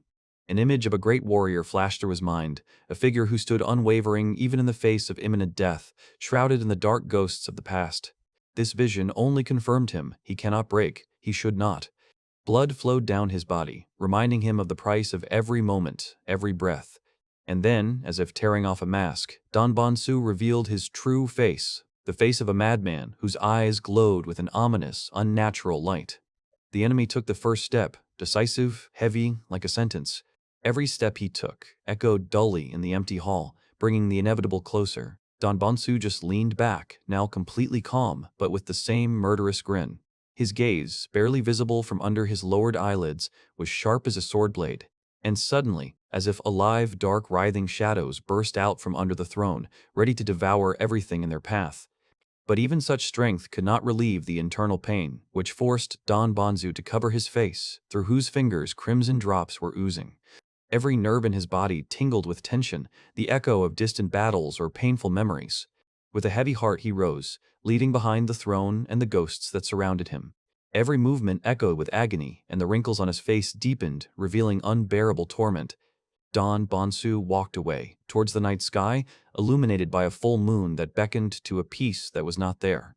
A sharp snap of fingers broke the silence, filling the room with renewed anticipation, and the shadows, which had only recently escaped from under the throne, now followed Don Bonsu, following his every step. The air thickened, obeying his unspoken but commanding command. His long gray hair, like a train of silver, fluttered behind him, weighed down with mystery. And so, his gaze turned downwards, cold and piercing, to the one who was waiting at the foot. The mute servant bowed his head deeply, demonstrating complete and unquestioning obedience. Don Bonsu, ignoring the presence, continued on his way to the open balcony. Before him lay a night city, thousands of lights twinkling like fallen stars in the abyss. This was his world, his empire, towering majestically above everything else, dark and beautiful at the same time. A barely perceptible smile, full of ominous anticipation, played across his face. Don Bonsu's eyes seemed to see through the darkness of the night, penetrating into the most hidden corners of the city. The true face was revealed in a twisted grin, revealing a predatory, bestial grin. Under the full moon, shrouded in mystery and ancient promises, the city stood still, awaiting its fate. The road ahead, hidden by dense foliage, led into the darkness, into the very thick of the unknown. But on this road, a measured, confident step could already be heard, announcing the approach of those who knew no peace. And now, under the shining moon, a view of the great city opens up, its lights flickering, beckoning and hiding secrets. An army is moving towards him, in orderly ranks, led by influential figures whose faces are still hidden from us. Among them are a wise old man and a calm warrior, their gazes directed into the distance, towards the goal that awaits them below. And next to them, with an unchanging heaviness in his eyes, stands Tang Wu, whose fate is intertwined with this coming storm. The city spread out below them, majestic and noisy, like a bright carpet of 1,000 lanterns dancing in the night. It is a world of celebrations and everyday worries, where the laughter of children and the aroma of food fill every corner. Its roofs reach into the sky, its temples and towers rise above the bustle, symbolizing grandeur and order. The streets are bustling with life. People are laughing, trading, enjoying the moment, unaware of the approaching shadow. But even in the brightest places, there are dark corners where despair begs and the law descends upon the weak. Please, the hungry whisper, their pleas lost in the noise of the city, drowned out by indifference. The guardian, the embodiment of brute force and arrogance, is ready to suppress any sign of weakness. Away, you paupers, he roars, his words like blows, knocking out any hope of compassion. And so, the boot mercilessly falls on one of the petitioners, and the guard's laughter sounds like a sentence. Bodies writhe in pain and humiliation. The crust of bread, their only treasure, flies to the side. But in the darkest moment, from behind the door leading to the world of light, a silhouette appears, whose step carries a different message. He is young, dressed in expensive silks, and his appearance changes the air, bringing with it an unexpected calm. The guard, who just a minute ago seemed omnipotent, suddenly meets the imperturbable gaze of the new guest. There is a slight, barely noticeable smile on his face, a promise of change hidden behind the outward serenity. The crowd's murmurs echo through the street, anticipating something more than just a chance encounter. He steps towards those who have been humiliated, offering not alms, but perhaps something more valuable, dignity. And with this smile, full of hidden meanings, he extends his hand, not from above, not out of pity, but as an equal, offering crumbs that can give hope. The guards only look with disdain at this act of kindness, not understanding its true purpose. He leaves behind a trail of bewilderment and quiet joy, leaving as easily as he arrived. The gate closes behind him, leaving the two men to ponder what happened. One of them seems to be beginning to realize that something has changed in this city. But behind the mask of a good-natured traveler lies the shadow of the past, stained with the blood of battles. The cruelty of the hierarchy that reigns here breaks out, not tolerating any manifestation of weakness. Their looks display a full range of emotions, from rage to despair. And then, as if from the very depths of vice, Don Bonsu appears, his gaze piercing. With one movement, he demonstrates his power, silencing anyone. His appearance is a thunderclap, a harbinger of an approaching storm from which there is no escape. Eyes meet as Tana Wu and Dong Bong-su share a space charged with tension. The crowd, which had previously been whispering, now murmurs, anticipating something grand. Tongwu continues on his way, his gaze sliding over faces, searching for a response or readiness for change. But the silence is broken by the wild roar of Don Bonsu, full of uncontrollable anger. His voice shakes the air, dominating everything around him, like a demon emerging from the darkness. In his eyes there is madness and a boundless thirst for power that knows no bounds. And then, from the light that pierces the arch, a figure appears in which Don Bonsu sees a new rival. Tana Wu bows her head humbly, preparing for the confrontation that is inevitable. Don Bonsu, without taking his eyes off, assesses this stranger, whose appearance has disturbed the peace. His eyes reflect ancient wisdom, but also a sharp, merciless aim that can pierce any mask. The stranger's unexpected words left Don Bonsu surprised and irritated. He clearly hadn't expected such impudence. Waving his hand, the old man quickens his pace, as if trying to push away the uninvited guest along with his intrusive questions. But the young man does not give up. His voice catches up with Don Bonsu, full of determination and respectful but stubborn challenge. As Don Bonsu retreats deeper into the majestic building, the young man hurries after him, and only the dark silhouette of Tong Wu motionless watches this strange pursuit. Tana Wu stands motionless, his wide eyes seemingly almost empty, yet taking in every detail of what is happening. Through the noise of the crowd, a shimmering field appears around Tong Wu, carrying an invisible message that could change the course of events. Don Bonsu had already disappeared into the coolness of the hall, but the young man did not lag behind, his steps echoing loudly on the stone slabs. The young man's face expresses a mixture of fatigue and amazement. He could not have foreseen such speed and elusiveness of the old man. At that moment, Tong Wu's gaze changed. His eyes flashed with an ominous red flame, revealing a hidden power. The young man finally catches up with Don Bonsu, and his words regarding the hidden asymmetry of the human body sound like a challenge not only to physics, but to the very nature of perfection. He stands firm, his sword resting behind his back, and every word is now filled with a new, unexpected confidence. Tana Wu absorbs every word spoken, his scarlet eyes seeming to see the invisible lines of fate intertwining around them. And so the young man makes his move, his movements swift, like a thrown stone full of hidden energy and pressure. Above them rises an ancient temple, on whose roof, like guardians of time, countless blades stand frozen, testifying to the past. These swords are silent monuments to long-gone battles and great masters, each one holding its own story. Now they stand together, Dong Bongsu, Tana Wu, the young man and the mysterious woman, like pieces on a chessboard, ready to play. There is no longer any surprise in Don Bonsu's eyes, only a cold, calculating gleam, assessing the new balance of power. The young man points to the majestic steps leading to the unknown, his voice breaking, heralding the beginning of a grand journey. The first step cuts through the silence, firmly stepping on the ancient stones of an unknown path. At the bottom of this majestic ascent, Don Bonsu stood frozen like a statue before the silent staircase. A new world opens behind the curtain, the alluring glow of a luxurious hall where human figures seem like distant mirages. In the depths of this grandeur, the elder and the young maiden raise their heads, their gazes full of unexpected amazement. Someone's hurried steps break the ceremonial silence, echoing across the carved floor. Don Bonsu, appearing as if from the shadows, now stands before the wise old man, exchanging words that are heavier than gold. The old madman's face is distorted by a deep, almost painful grimace, hiding behind it years of secrets and regrets. His every movement betrays an internal struggle. His breathing is intermittent, as if he is trapped in unspoken pain. Don Bongsu's words leave the elder with an undisguised shock, revealing a new, disturbing truth. Meanwhile, the stranger's gaze pierces the air, her eyes catching every detail, every change.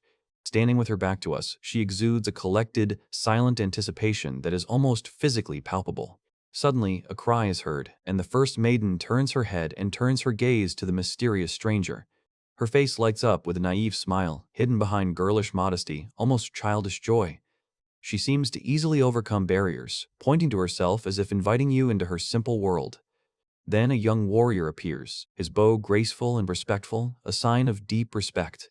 He and the second maiden exchange short but expressive nods, confirming some unspoken agreement. The first maiden, embarrassed by the attention, lowers her gaze, her cheeks slightly flushed with embarrassment.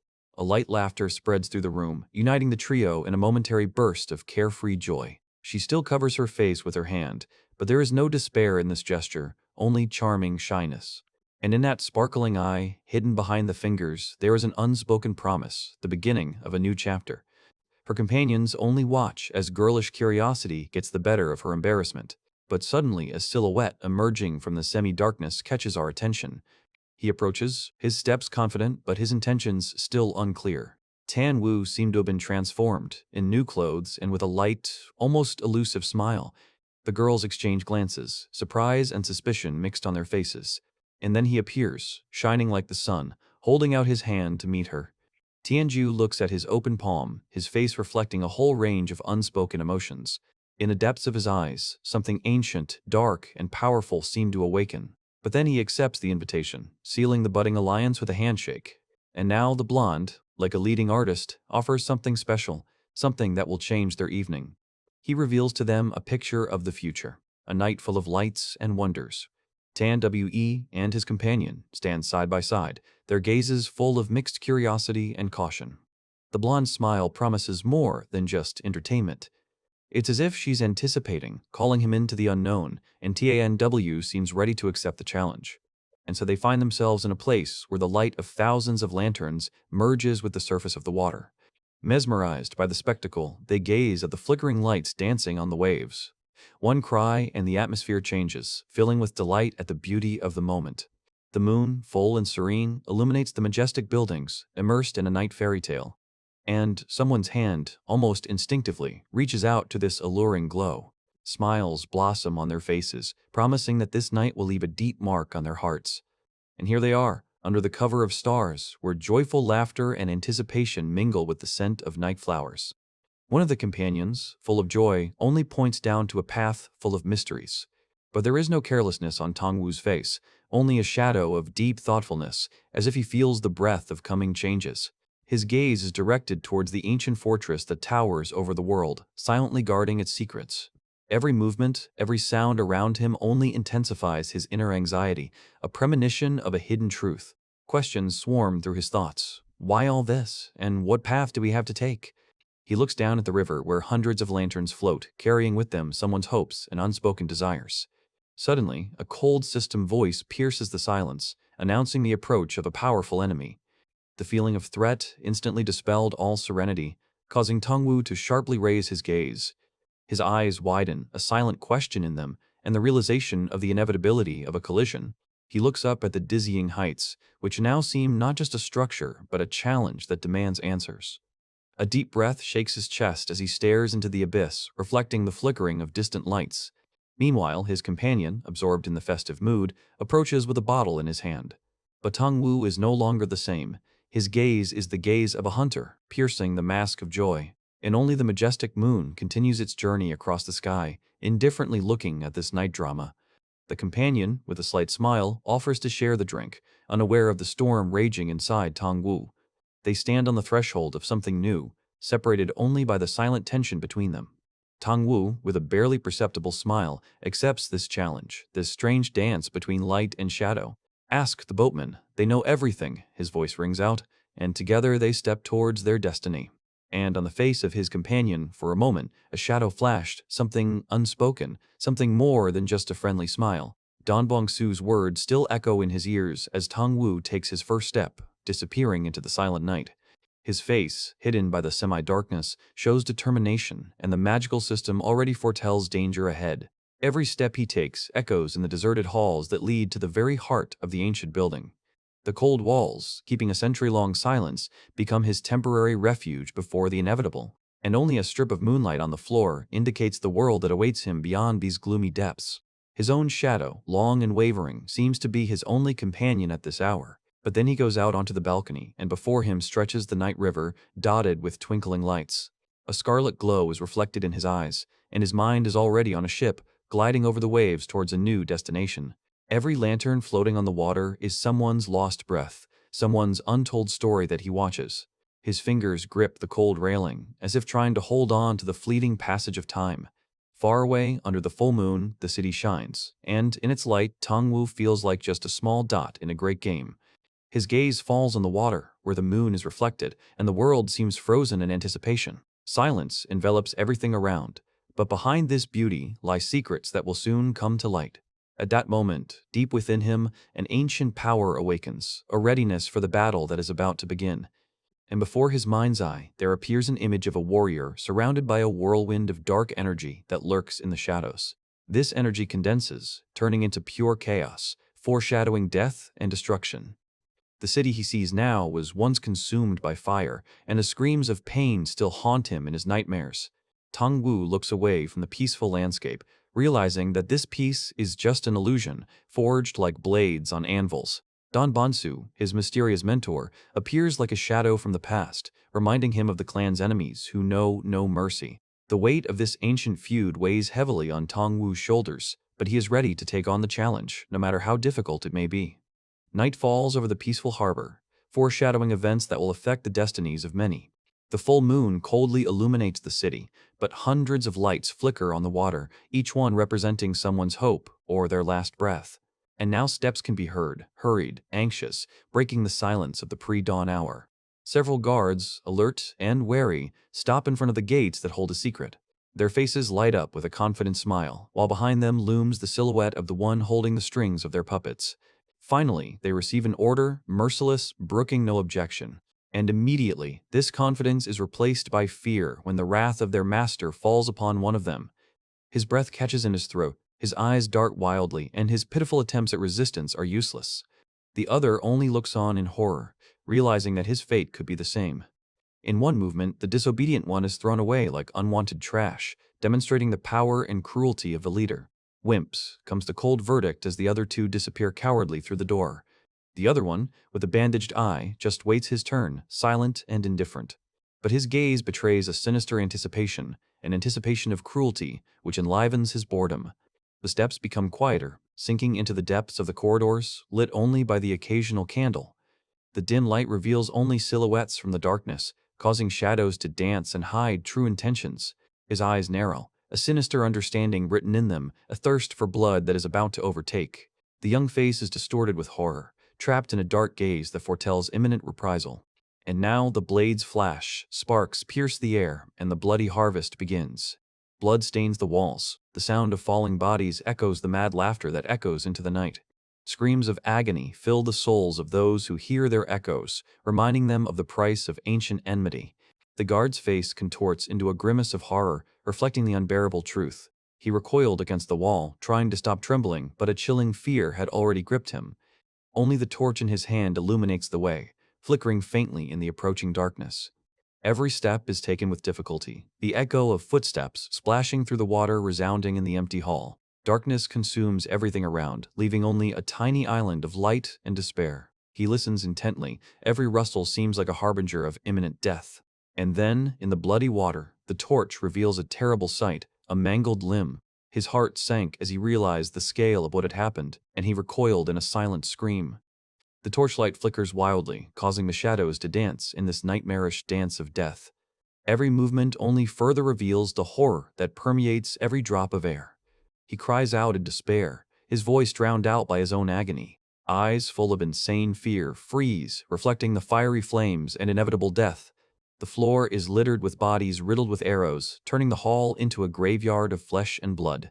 Mutilated and hanged, they became ominous signs of a monstrous massacre. A sea of blood, where life once seethed, now reigns only hopeless death. The guard, stunned by what he saw, seemed to lose his mind in the face of such brutality. Kneeling among the torn bodies, he comprehends the true scale of this massacre. But he was not the only one to witness this terrible massacre. Tang Wu, his face frozen in stern determination, looked at the bloody scene, and the fire of vengeance flared in his eyes. Finally, silence, drawn out and dead, descends upon the blood-soaked waters, foreshadowing the coming storm. Energy begins to boil beneath our feet, breaking the eerie silence that briefly reigned in this cursed place. But the calm is deceptive. In the depths of the dark waters, a deadly race unfolds between the pursuer and his prey. Rage clouds. Don Bongsu's vision, every muscle in his body tense to the limit in anticipation of retribution. But Tang Wu has no intention of retreating either. An indomitable flame burns in his eyes, reflecting pain and determination. Like the ghost of rage itself, Don Bongsu unleashes a flurry of blows on his enemy, shrouded in the radiance of his blade. The blades cross in the air, and Don Bongsu, seething with anger, hurls curses at his impudent opponent. Tang Wu responds in kind, his sword cutting through the darkness, his face frozen in a desperate grimace. The waters around them swell and churn, reflecting the chaos and fury of their battle. Don Bongsu, as if seeking justification for his rage, demands that Tong Wu confess to his crimes. He doesn't understand why the guests dared to break the sacred rules, his screams echoing through the flooded corridors. But Tong Wu remains silent, only his silhouette freezes in the distance, like an unbreakable rock in the middle of a raging stream. His eyes are wide, filled with unbearable pain but also with a mysterious, unwavering determination. Don Bongsu, on the contrary, loses the last of his composure. His rage reaches its peak. With another roar he charges, his blade once again blazing with deadly blue light. But now Tong Wu too responds, enveloped in crimson flames that herald the awakening of an ancient power. Two flames, blue and red, meet in their gazes, foreshadowing a fierce battle. The waters around them turn into a seething chaos, fountains of spray rising to the vaults. Every blow, every movement shakes the very foundations of this dark place. Tong Wu maneuvers through the water element, trying to evade the growing onslaught. But Don Bongsu is relentless. His angry threat tears the air, and his blade rushes towards his doomed enemy. Tong Wu raises his head, his gaze full of determination, but in the depths of his eyes there is a shadow of despair. The blows follow one after another. The whistle of blades tears through the watery shroud. Each miss brings one closer to the abyss. A powerful jolt throws him back. His body crashes into the water, and the world around him blurs into a blue haze. Suddenly, the interface flashes before my eyes. My health is critically low, and there is no time to think. Without giving his opponent time to recover, Tong Wu extends his leg in a swift strike, knocking the enemy back. A sharp blade cuts through the water's surface, piercing the shadows that approach from all sides. But in response, a mad laugh is heard, and a face distorted with anger approaches, foreshadowing new attacks. One of them freezes, his eyes glassy with unexpected shock, before Tong Wu, taking advantage of the moment of confusion, pierces him, leaving only a trail of blood behind him. The water churns beneath our feet, each step creating a powerful splash as the battle rages in the dim light. Don Bongsu, not believing his eyes, looks at the broken sword in his hand and then mutters in bewilderment, wondering where this new blow came from. He touches the fresh cut on his cheek, realizing that the slightest hesitation could cost him his face, and anger flashes in his eyes. From the depths of the night water, the figure of Tong Wu rises silently, clutching a sparkling blade in his hand. Another blow shakes the elements, and the water rises like a fountain, hiding the fighter's true intentions. Left hand, horizontal cut, flashes through Tong Wu's mind as his sword describes a deadly arc. The blade whistles through the air, reflecting a ghostly light, ready to cut through any obstacle in its path. Don Bongsu, his eyes glowing with blue fire, turns sharply, sensing a new threat. His face was distorted with rage and bewilderment. The enemy seemed to have dissolved into thin air. A narrowed eye takes in every detail, trying to anticipate the next move of the elusive enemy. A full moon hangs over the ancient city as a powerful explosion of water shatters the silence, heralding the end of this deadly battle. The water column explodes, scattering debris, but the impact appears to only graze its target. Don Bongsu is horrified by the mortal danger, sensing his inevitable end. Blood sprays, and a sharp pain pierces him as Tong Wu's blade finds its mark. But even wounded, Tong Wu continues to move, ignoring the pain that pierces him, his body just a vessel for revenge. The exhausted warrior falls to the water, every muscle screaming with tension, but his gaze remains unwavering. Don Bongsu, having recovered from the initial shock, looks at his opponent with doubt. He notices the wounded body of Tong Wu, who has fallen to the ground, and sarcastically remarks that he is already at the end of his strength. A malicious grin distorts Don Bongsu's face. He is confident of his victory. There is a mad gleam in his eyes. But Tong Wu only laughs hoarsely, rising slowly, his laughter sounding like a harbinger of an imminent storm. Don Bongsu is stunned, his smile fading at the sight of his enemy's unbroken spirit. Tong Wu glances at his status. His health bar is critically low, but this only spurred him on. A red fire flashed in Tong Wu's eyes, as if he was about to reach some limit. A wild smile twists his face, madness mingling with determination as he prepares for the final push. He takes off, cutting through the water like a demon emerging from the depths. The sword cuts through the air, piercing the surface of the water, and Tong Wu is enveloped in a deadly whirlwind. Don Bongsu's eyes reflect panic. He sees the impending threat, but he can no longer do anything about it. The energy concentrates around Tong Wu, creating a blinding, destructive field around him. This is heavenly wind, splitting the sky, a technique capable of crushing even the most powerful enemies. the power grows, turning Tanawu into the epicenter of the storm, ready to devour everything in its path. Don Bonsu screams, realizing that his opponent is ready to sacrifice himself to take him with him into oblivion. The energy rushes out, tearing him apart from the inside, but Tangwu's will is unwavering. And then, in a blinding flash, he unleashes all his power, becoming the living embodiment of destruction. Every flickering glance reflects a readiness to go to the end, burning oneself for the sake of a single goal. A scream of pain and rage rent the air as the fighter's soul merges with his final blow. But at that moment, shadows of the past flashed before Tangwu's eyes, where every blow was agony and every attempt was futile. The ruthless power of the great Guo Sangong, who considered him a mere non-entity, once again torments his memory. The caustic laughter and words of contempt echoing in my ears reminded me of my own powerlessness. All his rage and determination to destroy him seemed to still burn through Tanawu. But now there is no fear in his eyes, only a cold determination to grind into dust anyone who stands in his way. The world around is drowning in streams of rain, as if nature itself is crying, foreshadowing the coming storm. And so, Tangwu's emaciated body, drenched in blood and rain, becomes a cradle for something monstrous that is bursting out. A macabre grin stretches his bloody lips as a pulsating blue light erupts from the depths of his throat, signaling the birth of a new power. His eyes, consumed by an icy radiance, now carry only a merciless will that erases the last grains of humanity. It is as if the world itself is shaking as concentrated energy bursts out of it in a blinding whirlwind, changing the contours of reality. And in the midst of this madness, on a ground soaked in blood and rain, he stands, motionless as a rock, testifying to his rebirth. On his crimson skin, blood mixes with the rain, not washing away the past, but carving on it the harsh promise of his new destiny. His gaze, previously clouded with doubt, now glowed with ruthless determination. But even a will of steel could not withstand the crushing onslaught that fell upon him.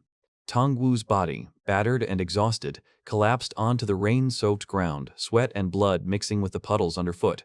However, in the depths of that icy fall, when consciousness threatened to disappear, something else was born within him, a cold glow of new strength. A blinding, unearthly light erupted from Tangwu's body, dispelling the darkness around him. From a bird's-eye view, the ancient city slept under the cover of disturbing twilight clouds, not yet suspecting the coming changes. But then, in his very heart, a blinding blue glow erupted, bursting into a powerful wave of energy. A pillar of this violent radiance pierced the night sky, heralding the awakening of something incredible that would change everything. Two women, trapped inside one of the walls, froze, their faces reflecting a mixture of fear and surprise at the unknown. Further away, other residents of the city also could not tear their eyes away from the ominous glow, overcome with anxiety. In the depths of the forest, on a hill above the city, a figure with long white hair and his companion watched this spectacle. The man, shocked and puzzled, involuntarily exhaled, "What the hell is this?" His voice was full of incomprehension. But suddenly, like a flash from another reality, consciousness threw us into a bloody past, where a completely different, destructive fire raged. There, in the flames and shadows, echoes of a terrible massacre hovered, and red hieroglyphs of blood froze on the walls. Above the dark landscape, where the air was thick with horror and smoke, a dim moon shone like a dead pearl. The majestic castle was engulfed in a scarlet rage, its towers ablaze, and a fierce battle raged at the foot of the walls. Death danced among the masked warriors, their blades tearing through flesh, painting the ground crimson. One of them, with a merciless look, raised his sword, ready to deliver another deadly blow. In the midst of this apocalypse stood Danri Chionu, the head of the Danri clan, his bearing filled with tragic determination in the face of the inevitable. But from the blazing chaos arose a menacing, shadowy figure, woven from darkness and fire, a harbinger of final doom. She appeared before the elder, and next to her was a masked warrior who did not foretell anything other than imminent reprisal. Danri Qianwu's voice trembled as he cried out in despair, "W, who are you?" trying to understand the cause of this nightmare. The masked warrior's sword flashed through the air, his movement lightning fast and merciless, leaving no chance for salvation. The old chief's face twisted in agony as the blade pierced him, blood gushing out onto the cursed ground. The cry of pain was cut off, and the old leader's body collapsed, leaving a bloody stain on the hot floor. Death overtook him instantly, and around him there were only ashes and shadows, keeping silent about the massacre that had taken place. The masked warrior, without uttering a word, merely mentally sent out a message, "Pass this on to the shadow of ash." At the same time, somewhere in the depths of the forest, under the cover of night, a defenseless maiden trembled in the hands of an unknown captor. Her hair, dark as midnight, was thrown back as a mysterious city towered over the sparkling moonlit lake. The ruler of this city, with a silver mane and a half-naked torso, looked at the world with undisguised contempt. He stood over the fallen girl, like a hunter over his prey, while the distant city was reflected in the calm surface of the water. With a slight grin, full of cold irony, he said, "Is that all? How boring, Guanwoo. This guy doesn't know how to have fun at all." But suddenly, the distant city flashed with a mysterious blue light, piercing the darkness of the night like an ominous omen. This glow did not go unnoticed. A capricious shadow would not give such a bright signal, the Lord whispered, his face distorted. A sharp change was reflected in his eyes. From mockery to icy concentration, a premonition of disaster gripped his heart. "Immediately block all routes leading to Dianihoi," his command echoed through the night forest. Hundreds of shadows, his subordinates, listened to every word, preparing to carry out any order, even the most insane one. Meanwhile, elsewhere, terrified people discovered a trail of blood leading to an ominous prophecy on the wall. A message was written on the stones in crimson letters, sprinkled with blood, as if predicting the fate of the entire world. "The Wanderer will become king," one of them read in a trembling voice, while the torch flame cast strange shadows. And further, "When the full moon rises, the emperor will fall. He who walks slowly will become king." Words that made the blood run cold. "Clan leader, who could have done such a thing?" came the question, but there was no answer. Only the voice of the wise elder said, "I don't know, but I know one thing for sure." The full moon looked down on the peaceful but doomed calm of the city, like a witness to the coming changes. "The wedding is coming soon. Let more warriors be on guard. Be on your guard." His words were filled with a premonition of impending disaster. The clan leader felt his words hang in the tense silence, while the warriors around him were already preparing for the worst. But even in this darkness, the elder continued to move, bearing the burden of a terrible prophecy. After all, the Namgung clan is not just a name, but a full moon, not just a light in the sky, but a symbol of the upcoming wedding. His footsteps echoed through the ancient halls that led to the heart of their power. Don Bonsu, with a mad gleam in his eyes, saw only shadows of the future that were dragging his mind. Meanwhile, the sun shone over the majestic rooftops of the city, as if deceiving with its serenity. Inside, the sound of a fist hitting varnished wood cut through the tense silence, demanding attention. The loud sound of the blow made everyone gathered in this sacred hall freeze. One of the elders, dark with rage, could not contain his indignation. He dismissed their caution, calling for immediate and decisive action. In this dispute, each side defended its own truth, but the truth remained hidden. Namgung-in, the leader of the Limitless Sword Squad, did not agree with the leader of the Heavenly Sword Squad, his gaze fixed on another, more ancient threat. He pointed to the mysterious 8 hieroglyphs left by the intruder, which contained the real danger. "The Wanderer will become king." These words seemed to clearly point to Du Hek, foreshadowing his ascension. The furious response was not long in coming. Namgung-in's words caused a storm of indignation. But Namgung-in only silently considered his words, knowing that there was something more hidden behind them. And that same night, under the cover of darkness, the shadow of a stranger loomed over the city, his motives deeper than they seemed. Among the blood-stained walls and ghostly figures, he wasn't just spying, he was preparing something terrifying. "His goal is not just infiltration, not assassination, not espionage," Namgung-in whispered, understanding the scale of the threat. From the very heart of the city, piercing the darkness of the night, a column of blinding light shot up, announcing the beginning of a new era or the end of the world. An angry voice echoed throughout the hall, breaking the calm that seemed unshakable. He demanded answers, accusing those who should have been vigilant of inaction. But the elder raised his hand, his calm voice stopping the outburst of anger. Enough. His wise eyes surveyed the assembled group, weighing every word, every concern. "Isn't that why the Thunder and Wind Squad leaders are currently investigating?" he asked softly, reminding them of their ongoing efforts. They confirmed to him, "Yes, that's right, preparations are in full swing, the troops have already set off." After all, if some conspiracy is brewing on such a significant night of the full moon, then the enemies should have somehow shown themselves, shown their faces, said one of those present. But as soon as these words were spoken, a messenger burst into the hall, his breath caught from haste and bad news. It was Namgung-hu, the leader of the Heavenly Thunder Squad, whose appearance only foreshadowed trouble. "What's the matter?" the elder asked, feeling the tension thicken in the air. Namgung-hu fell to his knees, his voice trembling and his eyes filled with unspeakable horror. Everyone who went on reconnaissance, he began, and despair sounded in his voice. No one returned. These words, like a thunderclap, pierced everyone's heart. What? Not a single one! The same angry husband cried out, his shock deep and genuine. Somewhere in the distance, under the ghostly light of the same full moon, stood Tong Wu, his silhouette like a lonely guard at the edge of the world.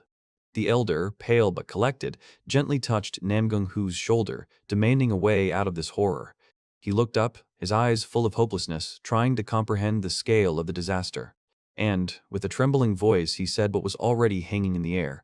It seems that the Namgung clan was already under siege, surrounded by a countless army that had come out of the night darkness, and only the full moon was a silent witness to the impending massacre. The shock of realization knocked the wind out of them, and the silent question, "Exactly?" echoed through the hall, demanding confirmation of the terrible news. The wise old man, whose face usually remained calm, covered his eyes with his hand, as if trying to shield himself from the unbearable truth. Meanwhile, under the ominous glow of the full moon, a countless flotilla silently cut through the inky waters, bringing death to the walls of the doomed city. The handshake that sealed the treacherous alliance cast shadows across the faces of the conspirators, whose evil intentions were woven into a single web of betrayal under the indifferent gaze of the night star. The inner hall was filled with cries of despair, rage, and undisguised horror as the last doubts were dispelled, revealing the full abyss of the catastrophe. The bitter "no" that burst from the depths of the soul was more of a plea than a denial, a desperate attempt not to believe in the inevitable. His eyes, full of helpless fear, stared into space, as if trying to find salvation where there was none. Suddenly, the heavens opened up, and powerful rumbles of thunder shattered the silence, foreshadowing the storm that was about to descend upon the world. The ancient palace, once a symbol of grandeur, now stood in the pouring rain, its red lights flickering ominously in every window, like wounds on the body of the night. Deep puddles on the paving slabs reflected a bloody glow, as if blood had already been spilled, or that which would soon stain this earth. And above it all, a lone figure facing the fortress spoke the words of an ancient prophecy that was now taking on an ominous reality. When the full moon rises, the emperor will fall. He who walks slowly will become king. The words echoed in the stormy air, their meaning penetrating deeply, painting a picture of inevitable collapse and the rise of a new power.